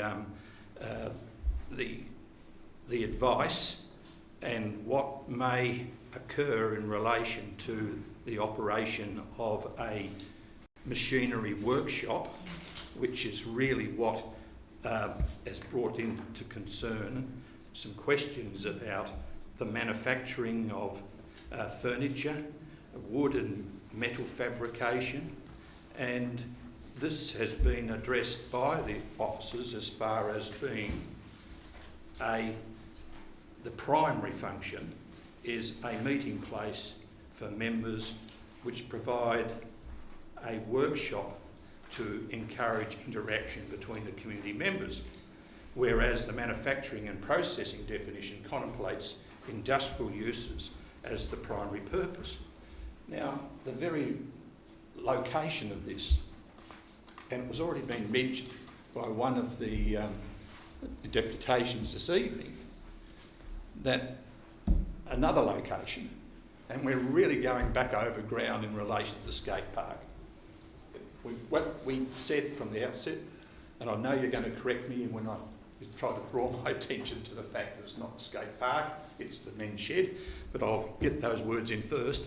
The fact of the matter is that this is a manufacturing business, and unfortunately the location of the shed is within a bull's roar of residential people, property, and its undertaking, in their opinion, is a manufacturing business which has the primary benefit of not only encouraging people to work, men to work in an environment such as that, but it is also to be in an active sort of work for measure value and perhaps a fee for service in manufacturing this particular equipment. If we had have had a smaller component of manufacturing and a greater opening space, I would have supported. Speakers, Alderman Warren. Thank you, Mr. Mayor. Who doesn't love a good men's shed? I mean, they're a fabulous social enterprise and they do so much good in the community. They bring together people who may not have conversations, but when you're working side by side, it's easier to have those conversations, and we know what an important part they are of many societies. And it's also, for that reason, a really important mental health initiative, and has been proven to have an important effect in that area.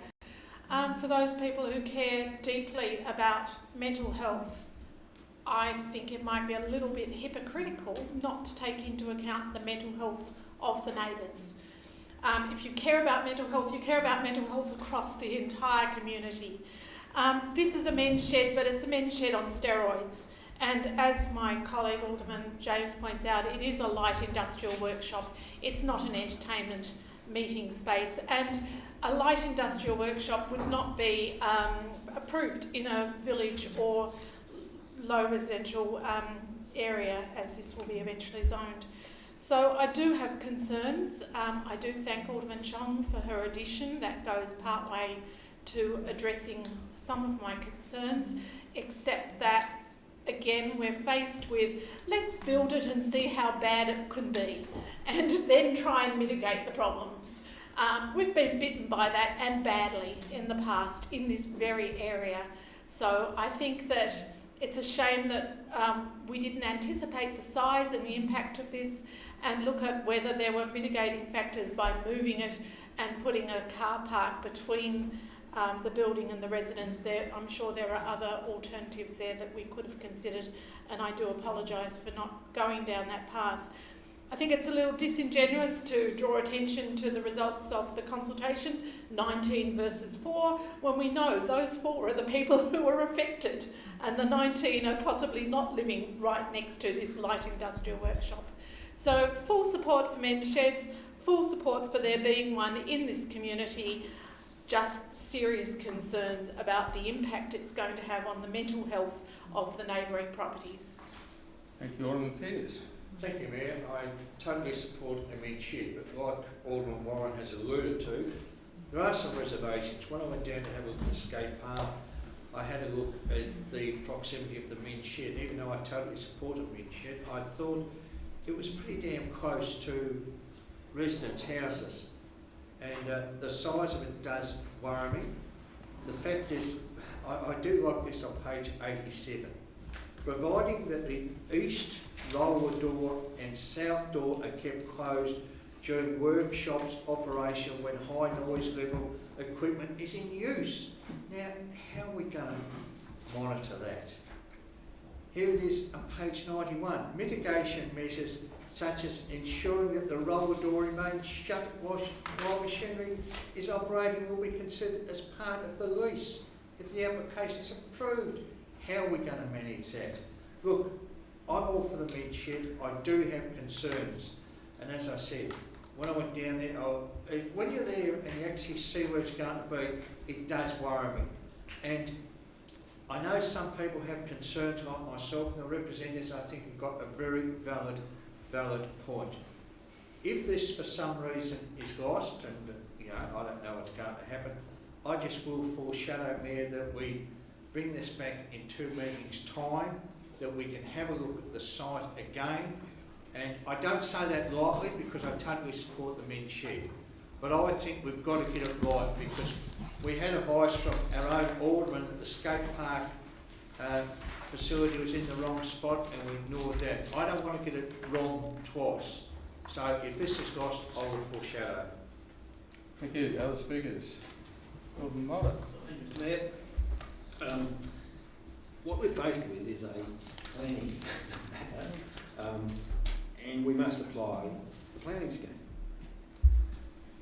And as much as I agree that the shed is too big, and as much as I agree that a lot of the noise mitigations and the issues raised by Alderman Pearce could be better fixed by actually turning the building around so that the doors at the southeastern doors do not face the houses.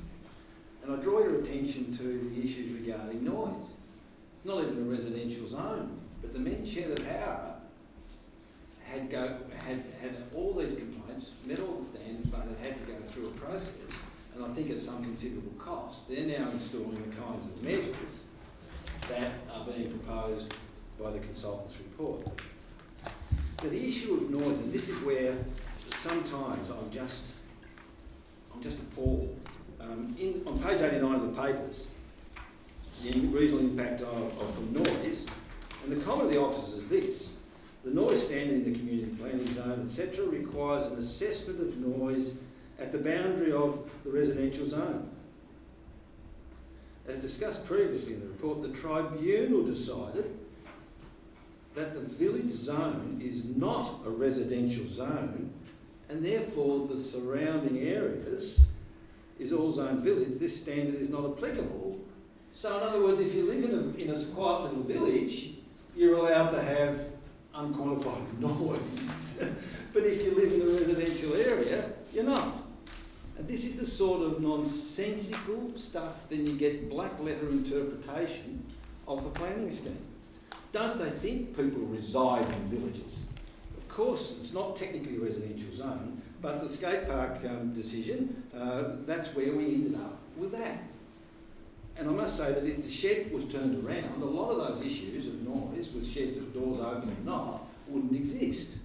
But that's not for us. We have to assess this on its merits. And the merits are that is the doors in that direction meet the standards, meet the planning scheme requirements, and therefore we can't do it. I really think that you know, if we want to do something about this stuff, we need to get serious about getting home to the planning tribunal, or getting the minister to issue one of his wonderful interim planning directives that puts some common sense into the scheme for issues such as this. But in the meantime, there are no strict planning grounds on which I can object to this, and I do note that all the observations about how great it is for mental health, particularly for men, particularly in our society where many are disconnected from their communities, and that this provides a wonderful opportunity and therefore the concept of a men's shed is wholeheartedly supported. The location of it, the size of it, and the orientation of it are different things. But we're a planning authority now, and we must apply planning schemes, and I can find no reason to not approve this plan. Thank you. Other speakers? Alderman Evans. Thanks very much. Not necessarily apples and apples, but I do recall it was only the last meeting where we had a community sporting club that had grant money. We weren't comfortable with what they had. We had some refinement and we got a really good outcome. I kind of wish we could go down that road here. I have to echo Alderman Warren's concerns about let's build it and see how bad it could be. I also would acknowledge that the Deputy Mayor, Alderman Chong's constructive addition, that even though we aren't comfortable with this, can at least take some solace in that. Overall, my feedback is, like a lot of people, great concept, obviously, great idea. The spot, the orientation and the size is what concerns me, and I'll be voting against. Thank you. Alderman Walker.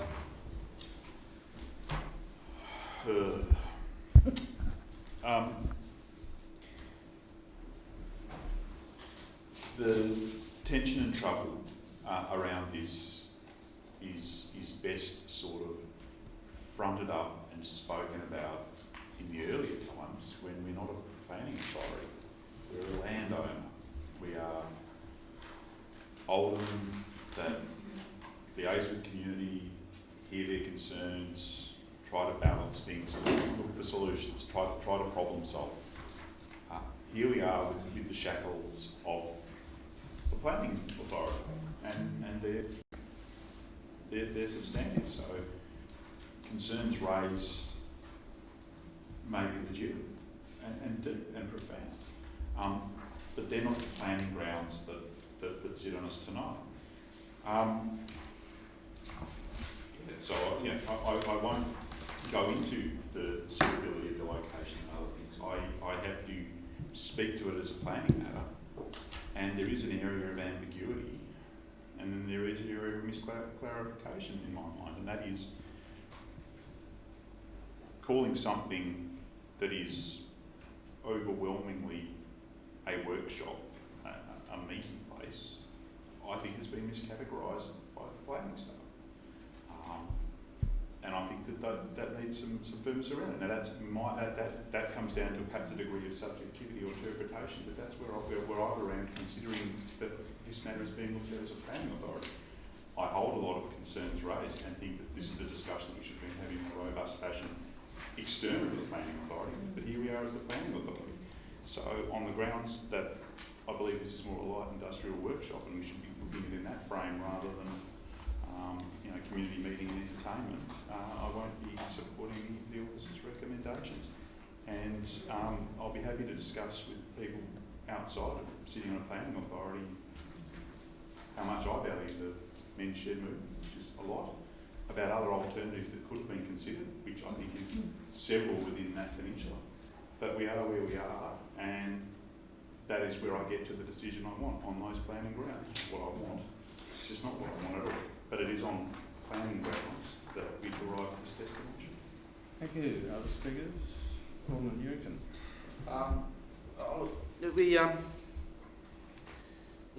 We like to say that we're champions of community consultation, and we go out and do it. We come back with a plan. We have it in front of us for as long as I've been on council, for 2 years, and now all of a sudden it's like, oh no, we're not going to do it. The community obviously supported it. And it's a planning issue, and I mean, look, the issue that we've got, when we go through and work out the lease, we still have the opportunity to deal with some of these issues moving forward.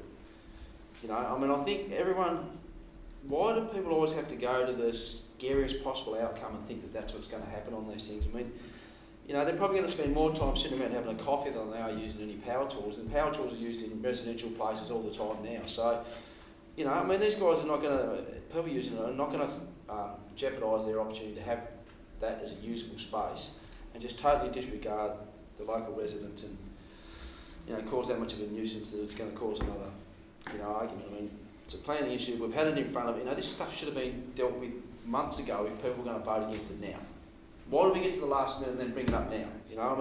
Same with the golf course. We won't get to the last minute, we're all ready to do it, and then, oh no, I'm going to change my mind now, I just wish we'd actually deal with this stuff earlier so we don't get to the point where we create an expectation that things are going to happen and then get a bit jittery at the last minute. I don't know.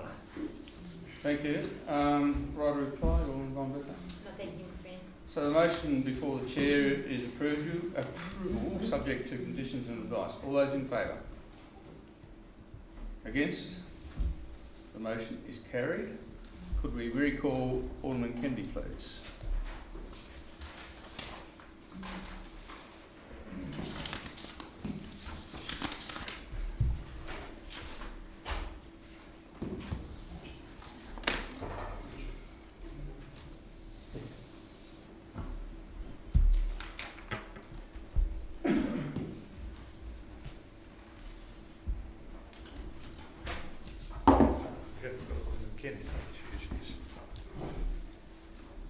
Next item on the agenda is 11.3.3, which is an amended application at 18 Downham Road, Risdale, that we resolve to support the amendment.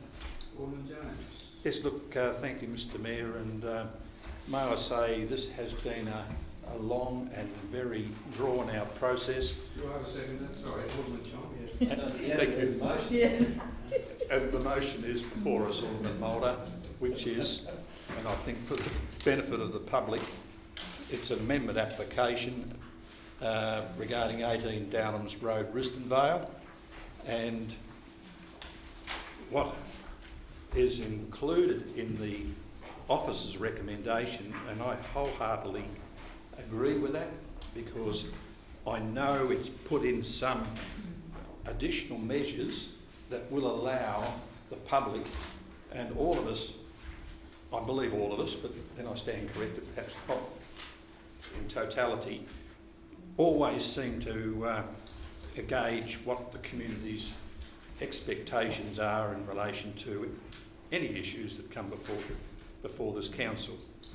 So, in the first instance, the applicant wanted to have basically a closed shop on this issue because it was going to be permitted.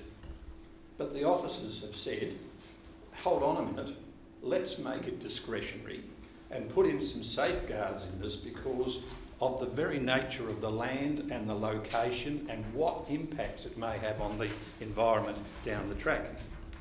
And a number of us attended a meeting, and I don't think you were there, Mr. Mayor. I wasn't there. I beg your pardon. The Mayor was there.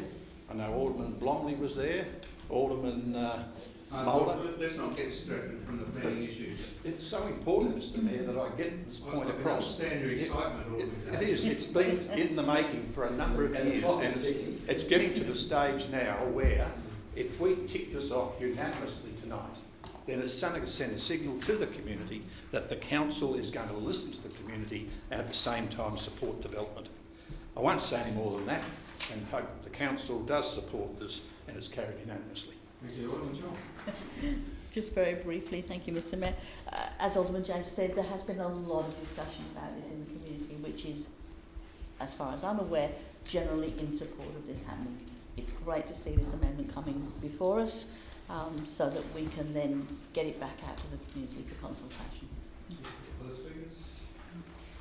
I guess there's no need for a right reply, so the motion is that we support the draft amendment. All those in favour? Carried unanimously, and I think Alderman Kennedy, you're going to declare interest again on the next item, because we've finished our business as a planning authority. Thank you.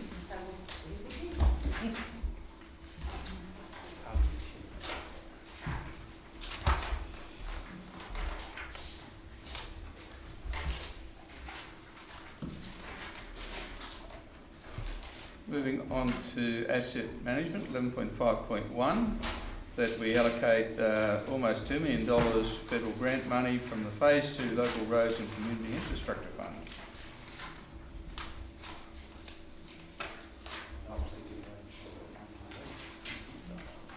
Alderman Warren seconded Alderman Ewington. Thanks.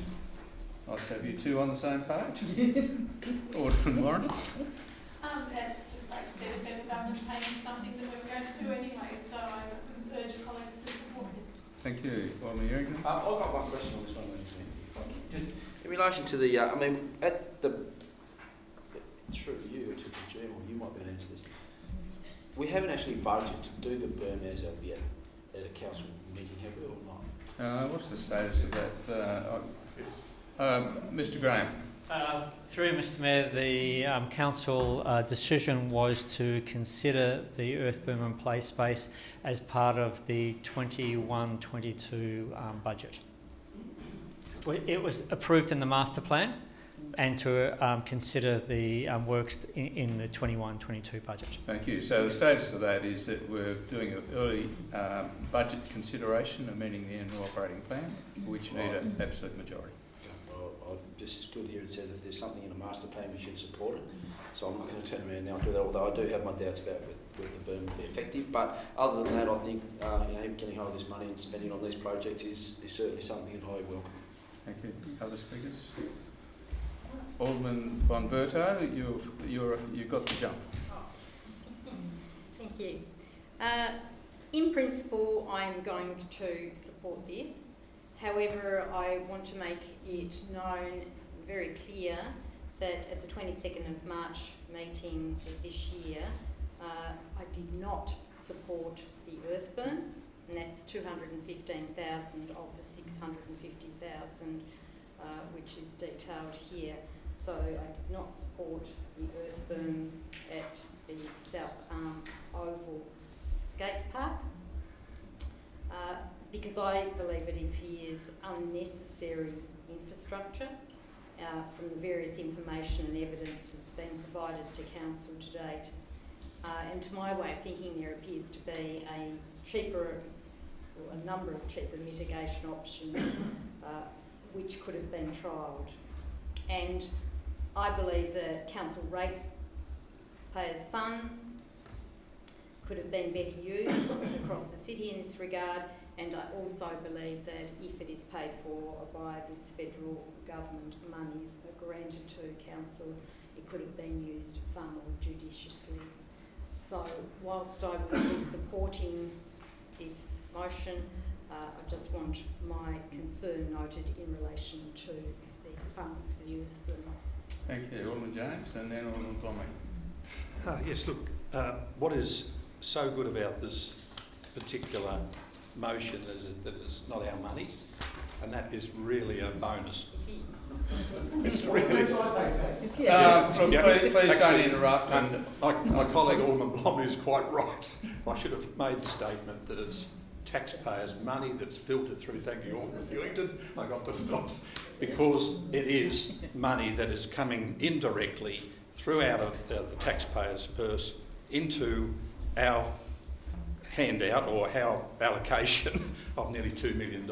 And it's great to see this because not only is it going to tick off the South Arm Oval play space, the earth berm and paling fence, and we can presume that that will happen sooner rather than later. But also what is interesting is dot point 2, to allocate funds to South Arm Road. Now I know it's only for the footpath from Horsham Road, Rokeby to Oakdowns Parade, but I would like to pose a question through you, Mr Mayor, to Mr Graham. Today's announcement of the federal government that was going to be upgrade $44 million to the South Arm Highway. I'm just wondering if that is part of a sort of... I think it's not connected to this. I know that, but I'm just trying to see if those funds that will be coming to council may be able to be tacked into the path that the tracks and trails... Look, that's irrelevant to this issue. Okay. You're quite welcome to raise it in question time, and I'll welcome a question on it later. Okay. Let's do that. Let's do that. But can I say that there is the spin-off effect, Mr Mayor, in relation to dot point 2, because I think that something will happen as a result of those fundings that have been announced today. As far as the Clarence Foreshore Trail, I'll leave that to my colleague, Alderman Newington, because I know that he has been very supportive and has been driving this issue, Mr Mayor. And I think you can allow me to say that in relation to the Montague Bay to Rosny College pathway. And as a matter of fact, I tend to do a little bit of a jog in my age that permits me to do so along that particular pathway, and I believe it was very appropriate that those funds, a great outcome, absolute great outcome. So really 2 wins tonight, I think, Mr Mayor, namely, you know, from the other matter that we dealt with just previously, but also and hopefully there will be an absolute decision on this. Any other speakers? Well, I was next, Mr Mayor. Oh, I'm sorry, you were too, Alderman Blomley. And Mr Mayor, I wasn't actually going to talk on this one because I was concerned when I received our papers on Wednesday night to read the passive recreation program and wrapping up the play space, the earth berm, the paling fence, all together for the same reasons that Alderman Von touched upon. I didn't think that was the best way forward to deal with that. However, I decided not to be churlish about it because it is $1.95 million of taxpayers' funds that we get to invest to improve the amenity and facilities in our city. And of course, my only shared concern with Alderman Von is to ensure that we're spending this wisely. It might be viewed as a bit extra, and clearly it is, but it is incumbent upon us to ensure that money, whether it be ratepayers' funds, state government funds, or federal funds, are always spent well. Now, I get it that the argument regarding the earth berm has been won in this place, and I was on the losing side there. But I'll just point out that I think there were more deserving projects, and one that was I will mention is School Road. I think that needs attention sooner rather than later. I know that some colleagues share that view of mine. Mr Mayor, I know officers do an outstanding job. They do it without direction. There's not a criticism of them at all. And I suppose we should all stay tuned and see what else might come our way from the budget tomorrow night. And hopefully Southern Tasmania will be able to get some of the federal government pie when the Treasurer rises to his feet tomorrow night at 7:30. But those few words, I too will reluctantly support the motion for the Chair. I wonder if, before coming to Alderman Mulder, and I'll say this from the Chair, I wonder if it's appropriate to add another part to this motion, that we write to the Federal Minister thanking him or her for this and explain what we're going to use the money on. Good. Look, Mr Mayor. Look, if anyone objects to that, I won't go ahead with it, but it's just a thought. Well, I think it's a matter of courtesy, isn't it? All right. Well, was the mover and the seconder happy to take that suggestion on board? I didn't move, did I? No, it was Alderman Warren. Yeah. Sorry? It was Alderman Newington and I. No, you moved it, he Yeah. seconded Yes, it. exactly. Yeah. So I have no objection. I assumed it would be something we would do anyway.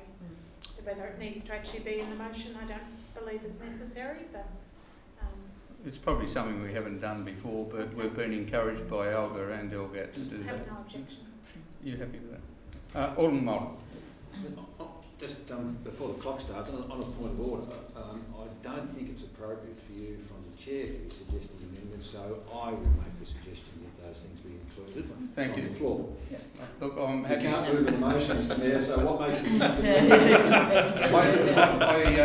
You're quite right, Alderman. I put a hand on the chair momentarily to the deputy, but I didn't. Just a slip of the tongue, wasn't it? So I will ask. So you can now ask them again. Yes. Mr Mayor, just a couple of points. The government doesn't have any money. It's us taxpayers that have the money. And we're not particularly concerned which level of government it's actually laundered for, but we are thankful that it's spent on us on this particular occasion. I have some concerns about the priorities for this one. like Alderman Blomley, I think that it's about time we bit the bullet on School Road, because every year the maintenance costs of that gravel road rise and rise and rise, as does the ones on Begonia Street, and we finally bit the bullet on that. Hopefully School Road will not take that long. So I thought that might have been a good one. Another one that pops into mind in terms of priorities is the yet to be determined 100 Derwent Avenue, which we have been dancing around now for close on 12 months, I think, trying to get a solution which requires some substantial roadworks by shifting the road across and changing the parking on that road and constructing a partial access of a road. So that's the thing. In terms of the foreshore trail and the walkway I might have argued was good, except it doesn't do the very thing that it needs to do, which is connect to the Lauderdale Primary School so the kids can ride their bikes in safety. So what are we doing? We're building it at the other end.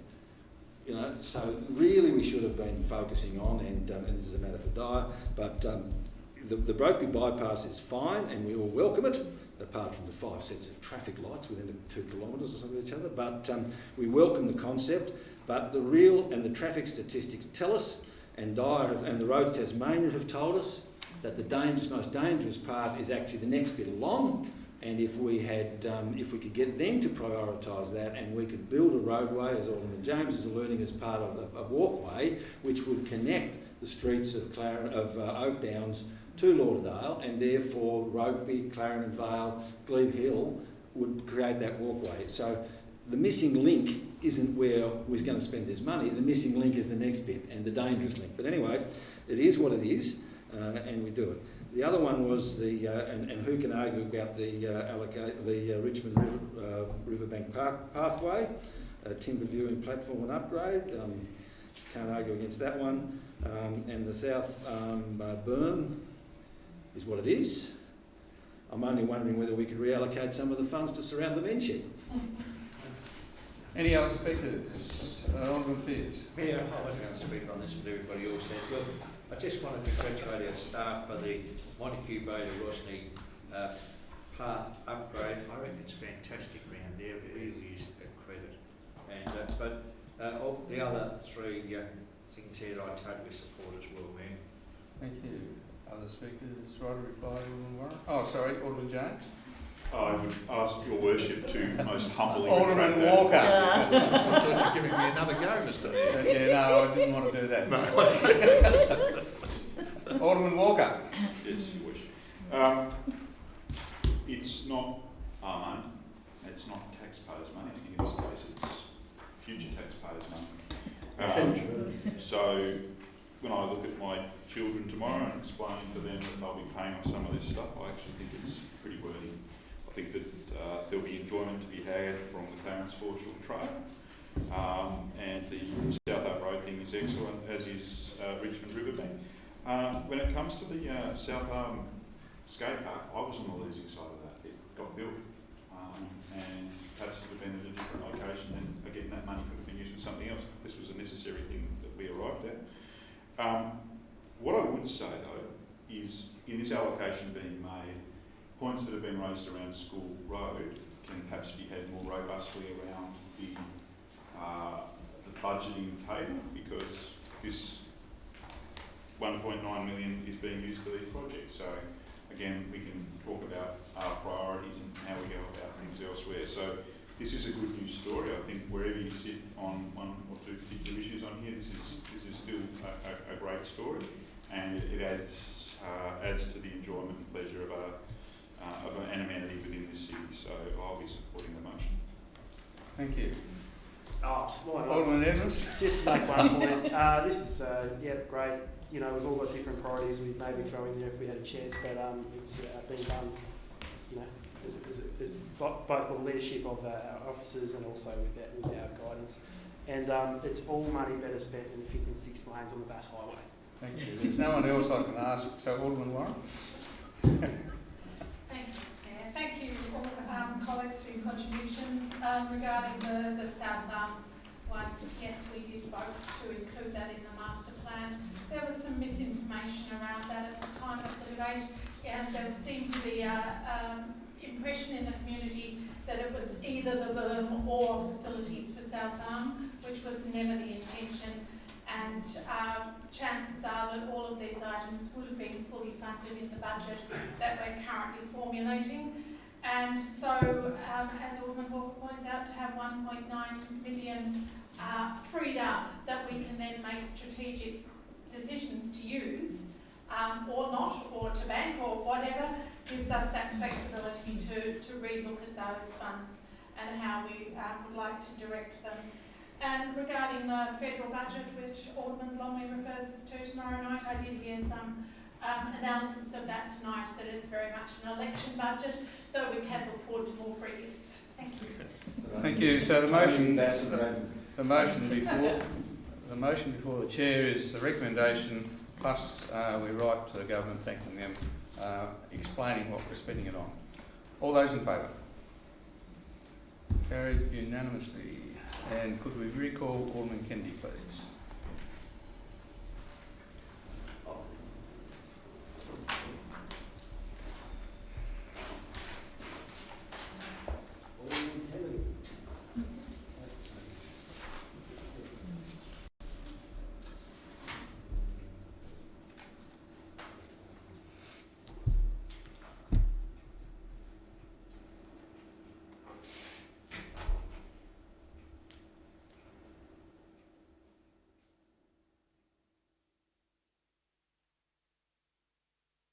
And moving on to governance, 11.7.1, that Council receive the quarterly report to the 31st of March. Moved, Alderman Edmonds. Second, Alderman Chong. Thank you. Alderman Edmonds. Nothing to say apart from thanks for putting the report together to the officers. Alderman Chong. No, thank you. Alderman James. Yes, look, thank you, Mr Mayor. I refer Council to page 13 of the quarterly report and to infrastructure project planning, the Belrive Public Pier. Through you, Mr Mayor, my question is to Mr Graham in his capacity as Manager of Asset Management.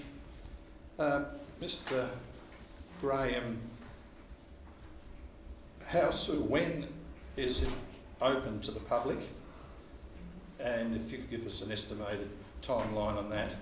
And part B to the question is, have we got a roundabout figure, an estimate of costs in relation to the cost of the pier, please?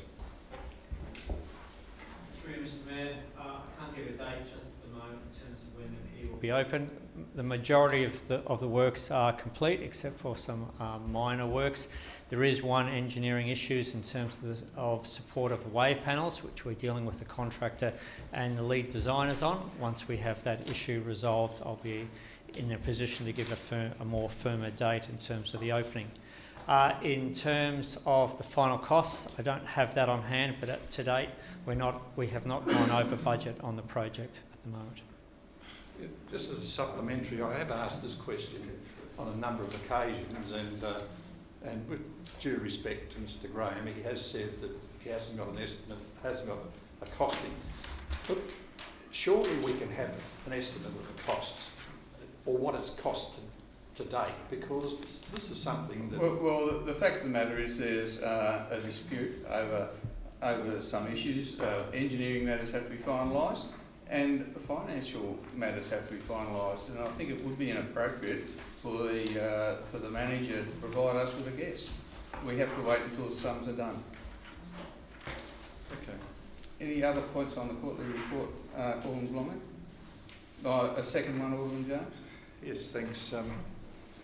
In relation to the, on page 25 of the Eastern Shore Chamber of Commerce, is the appropriate officer able to advise council of where we stand in relation to any seating proposal that may be forthcoming from council to the establishment of an Eastern Shore Chamber of Commerce? General Manager? Yes, thank you. I can answer that, Mayor. as was discussed at a recent workshop, we've had work underway with the Chamber of Commerce, with Business East for some time, and there's a proposal in terms of developing Business East as a Chamber of Commerce. That's been discussed in the budget context, and we've given Business East preliminary advice that that's unlikely to be supported by Council. Thank you. Thank you. Alderman Bromley. Thank you, Mr Mayor. Mr Mayor, I refer to page 19 under other projects and maintenance works. The first item is Sanford Oval Sanford Cricket Club, where we're informed the report from GHD regarding the costing to supply water to Sanford Oval has been received. When will the findings of that report be made available to Alderman? Mr Graham. Through you, Mr Mayor, the report will be issued this week to Alderman. Thank you. Mr Mayor, and also good news. It's also on page 19. It's great to know that Council's free preliminary assessment service is still being well received, and I've got some very positive report from two couples, two residents who recently availed themselves of that service, and they were just glowing in their feedback, which is great. It's also good to note that on page 20 under planning applications lodged that application numbers were lower than the previous quarter but higher than the same quarter the previous year. And down further, Mr Mayor, that data collection prepared from the Greater Hobart Committee revealed continued development application growth in the metropolitan area. In the year to March, Clarence lodged 1,056 applications, Glenorchy 530, Hobart 925, and Kingborough 815. And I think it's a testament, Mr Mayor, to our planning staff that we're able to get through the volume that they are so professionally, and hopefully this will continue to grow.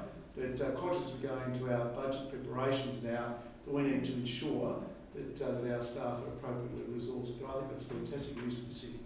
Thank you. Any other comments? Right, reply, Alderman Evans. So the recommendation is we receive that report. All those in favour? Carried unanimously. Moving on to item 11.7.2, Copping Refuse Disposal Cyclone Authority and amendment to the rules. Thanks to Alderman Walker, seconded Alderman Edmonds. Would you like to speak to it, Alderman Walker? Yes, rules for these sort of entities can somewhat be arcane and cumbersome to adapt and adjust, and we're in a fortunate position that this is now something worth pursuing given the authority's history not that many years ago. What this is about is not saying we want to harvest a plethora of dividends, but it's simply putting that in there as a fact that if there is a surplus of capital and that's sitting on the books, that this is an efficient way that it could be dealt with. I think when it comes to waste management, it's really important that best practice is that you're being billed the effective national sort of costing, etc. You wouldn't want it to be undercharged. We've got a range of strategies that we need to look at when it comes to waste management. I think Copping has a bright future. I'm hopeful that as things progress, we'll be having some more fruitful discussions around FOGO. And I think when it comes to that, it'll be like other things Copping tries to do, which is to drive the industry best practice.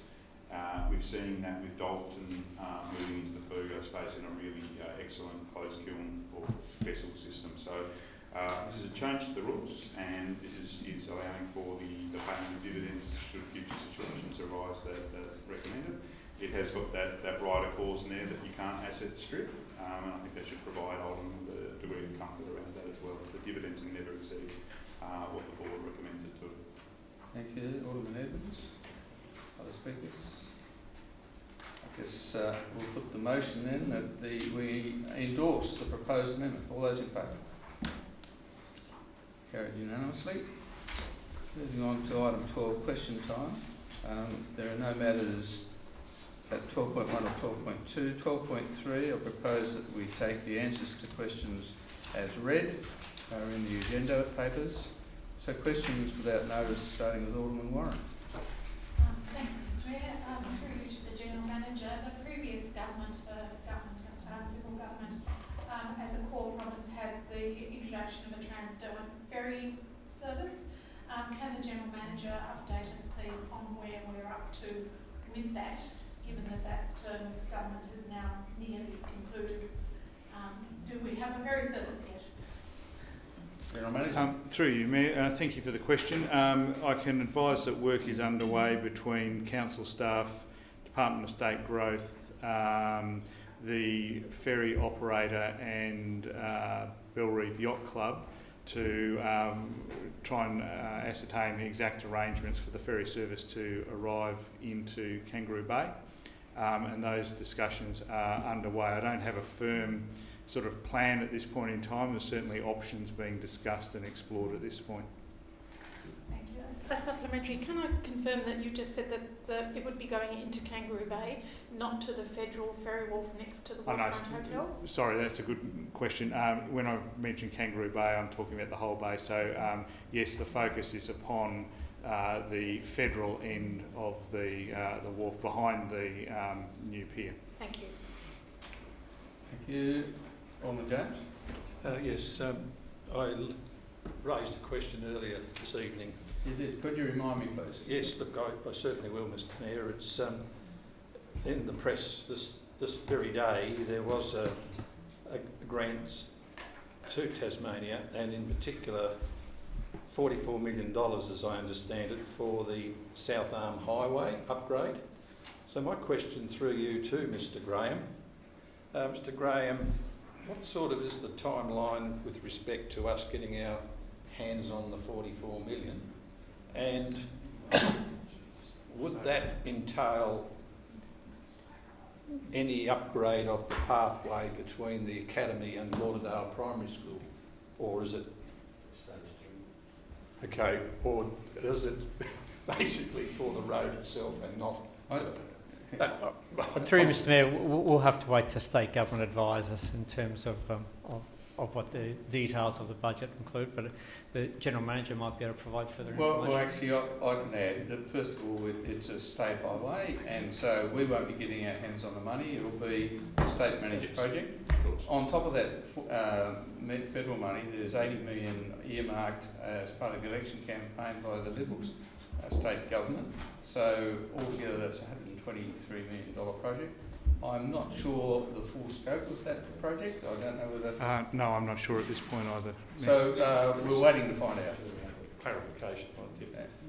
And my second question is that Council, at its meeting in February this year, granted an unconditional extension of time to October 2022 for the Kangaroo Bay development matter.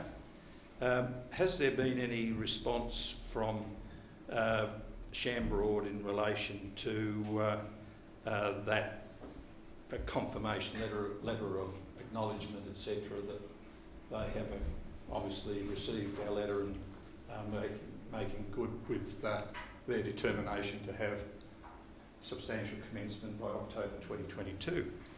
Through you, Mayor, we received a letter from Shambroad today, and that has been circulated on a confidential basis to Alderman this afternoon. It's in your email. Oh, thanks. Right. Alderman Pearce. Thank you, Mayor, and thank you for forwarding an email to me from Mr Graham about Bayfield Street. But one thing I am concerned about, I am getting complaints, and I can vouch for it too. The leaves in Bayfield Street, they're horrendous at certain times. They're blowing into businesses. I'm copping a lot of flack, and I couldn't even vote on it because I work there. But the amount of leaves are just going everywhere now. It's all right. This year they're all virtually blown off now. But I just wonder if next year we could do something about it, get our guys to do the leaves occasionally. Now, our former GM assured me that when we did put trees in Bayfield Street, we were going to, council staff were going to remove some of the leaves, but it's really got to stage where it's ridiculous. Mr Graham, are you able to comment on the autumnal drop? I have got photos too. Oh, I need to have a talk to Mr Paul on that matter. But no, through you, Mr Mayor, I will talk to our depot about increased level of service at the time of in the autumn period. Thank you. Alderman Bloming? Mr Mayor, just one question. I was at Para Community Centre last night for the Sunday night bingo, and one thing that one of the regular players mentioned to me was that patrons are still restricted to 4 persons per table, whereas other, like Glenorchy was something, was an area they referenced there, they've now reverted back to 6 per table, and they get the tables to be spaced as they ought to be. But I just wonder whether there has been a change that would permit the Clarence Football Club, who run the bingo, to actually increase their numbers back to what they were, not obviously pre-COVID, but to have 2 additional people at every table so they can hopefully increase their revenue streams. GM, that is related to the question we were talking about earlier in regard to council meetings and when we might be able to be a bit more open to the public in a physical sense. I'm happy to take that on notice. Perhaps if you could take on notice and circulate an update of where we are with the COVID rules within Tasmania and the implications for Hara Sunshine Centre and other venues in the city. And if that could please be communicated to the Clarence District Football Club, that would be greatly appreciated as well. Thank you. Thank you, Mr Mayor. Honourable Roberto, Honourable Walker. Thank you. First question is just a follow-up. We, around the table, came pretty much to a consensus around a notice of motion I had in relation to parking shortfall payments. This was, I think, last year, basically saying that we were hoping to liaise in relation to the paying scheme thing to get some flexibility so that where contributions were made, they could be staggered rather than done in such an upfront process. So I guess the question is just a progress update on where that might be or how we might speed that along. Mr Lovell, are you able to help us there? Through you, Mr Mayor, yes, some work has been done in this area, and including better arrangements for timed payments. Also been in communication with the Planning Policy Unit about changes to the planning scheme. So I think the best thing to do might be if I can do a memo or a briefing report and bring Council up to date with where it's at. Thank you. Thank you. Second point is in relation, it's good to see the growth sort of around the Gilston Bay area, Olive Grove, residential neighbourhood. Now the nearest shopping precinct is the Risdale shops, and that's my preamble to say that that pathway that has been there for quite a lot of time is, I guess, increasing its utilisation. There's just been some reports about the state of its state. We could just have sort of a request to perhaps check it a bit more regularly or keep it in good order. Maintenance of that pathway? Predominantly maintenance, yeah. Through Mr Mayor, I'll take that one on notice. Thank you. And advise. Alderman Evans. Thank you. Could I seek an update on the status of the Rosny Golf Course and the process going forward for the expressions of interest? Thank you. Thank you. Through you, Mayor. The aim at this point is to have the expression of interest documentation finalised this week and advertised on Saturday, and then that'll be open for, I think, approximately 3 weeks to take that process through, and once we've got a short list of applicants, then we'll start the next stage, which is more detailed. Thank you very much for that update. And just another one, had a resident send me a few photos, and I know it's a bit of a bugbear for us at Rosny Hill. It wasn't necessarily about the mess, it was more the fact that the bins, and I can see how this happens, because people go to drive through and then they eat their food and then it goes in the bin and they're overflowing and they're sort of just stacking up next to it. I know we're on a finite budget with people under a lot of pressure, but is there a way that we could maybe look at how regularly those bins are attended to as opposed to others in the city? That is a matter that is of concern. I've responded to some questions from the Mercury today, in fact, along those lines. General Manager? Thank you.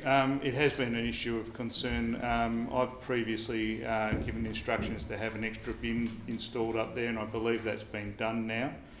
We've also increased the number of bin collections and inspections in the area. One of the issues is quite simply that despite the bins being there, what we're also seeing is a number of people just simply dump their rubbish outside their door window or their car window. So that's incredibly disappointing, but we're working and looking at how to actually try and improve that circumstance. We've also adjusted the collection cycle. Yeah, so the collection cycle is every day of the week with the exception of Saturday at this point, and there'll be a final inspection Friday afternoons to do in effect a pickup of any rubbish ahead of Saturday. So yeah, it comes down to a lot of poor behaviour, unfortunately. It's not the only part of the city that we see that. Alderman Ewington. Okay, yeah, thanks, Mr Mayor. Look, I suppose it's a question for the GM. In light of the failure of my motion to get up tonight in relation to the concept plan development for the City Hub project, so specifically in your proposal to put forward the expressions of interest documents, do you believe that the issues that I've raised in my motion in relation to a precinct map Alderman Ewington, I think that's a leading question. It's unfair to put it to the General Manager in that sense. I think that I don't think it's reasonable to ask him if he believes it's in his interest. He's here to report facts, not opinion, I believe. I'll ask one question. Do you think it's going to take longer to get through that process now without being able to address all of these issues at the beginning? I might answer that question through you, Mayor, in a slightly different way. One of my key performance goals for this year is to have an expression of interest proposal for Council to consider by mid-year. That's still, unless Council changes that, that's still my timeline. Well, can I ask, are those issues I raised in my motion still valid in relation to that process? Alderman Ewington, it is not appropriate to revisit an issue that we've just debated. Okay. Alderman Bomberto, I think I might have swept past you without giving you an opportunity. No, I said that I didn't have any questions. Thank you. Alderman Kennedy. Just a very quick one from me. Actually, I wasn't planning to, but picking up on a couple of other points that have been made. Just wondering, perhaps through you, Mayor, to the GM, do we still have or any staff still post-COVID or during the COVID period still working from home? Through you, Mayor, we have in the last, I think, probably 3 months, developed and are in the process of implementing a working from home policy. We are aiming to have a number of staff, I'll say signed up to that, that's not quite the right term, by the end of June, so that we've effectively got a number of staff working from home and rotating back through the office. So it's a lighter weight version of what we were doing during the lockdown period. And we're trying to do that on the basis that it suits those employees to do that as well as it's suiting the organisation. So we're working through that at the moment. Yeah, and I guess a supplementary to that, but you've almost answered that, is that taking some pressure off the capacity of the building to be able to accommodate the staff? Not significantly at the moment, but we're hoping it will do. It really does depend on two things, that those staff who are able to work from home conveniently, and we're, in an IT sense, we're set up to do that quite well. It really comes to that point, but also the point that at certain times of the year, certain staff need to work in the building because of the interaction they have with other staff. End of financial year is a good example. So we need to have a very flexible approach, because sometimes it's a really convenient thing to do, and other times it's not convenient for the staff or the organisation. Thank you for that. Thank you. Alderman Moore. Thank you, Mr Mayor. In regards, my question relates to the 87 flats that are mooted for the Kangaroo Bay Boulevard. Have we received a building application at this point, and if not, are we expecting one, or have we any indication when one might arise? You or Ross? I can answer it in the first instance, thank you, Mayor. We're not expecting a building application, we are expecting a development application. And I had a meeting with the proponents about a week or so ago, and we're expecting that to be complete and ready for lodgement in the next few weeks. So my next question, of course, then relates to the planning. Sorry, it was a development application, not a building application I was referring to. So thank you for that. And can I ask whether the current proposal meets the on-site parking requirements for this area? I probably need to take that on notice at this point, Alderman Mulder, and the reason for I noticed your look. The reason for that is that we asked the proponents to re-look at the parking allocation because we had some concerns about that, and in terms of the council's desire to have public parking in there, because of the nature of the site, it's incredibly expensive parking, and I haven't seen the revised plan at this point in time. Well, that brings us to the close of our open council meeting. I'd like to thank the public that have stayed with us to this point and advise that we need to go into closed session. So we'll stop the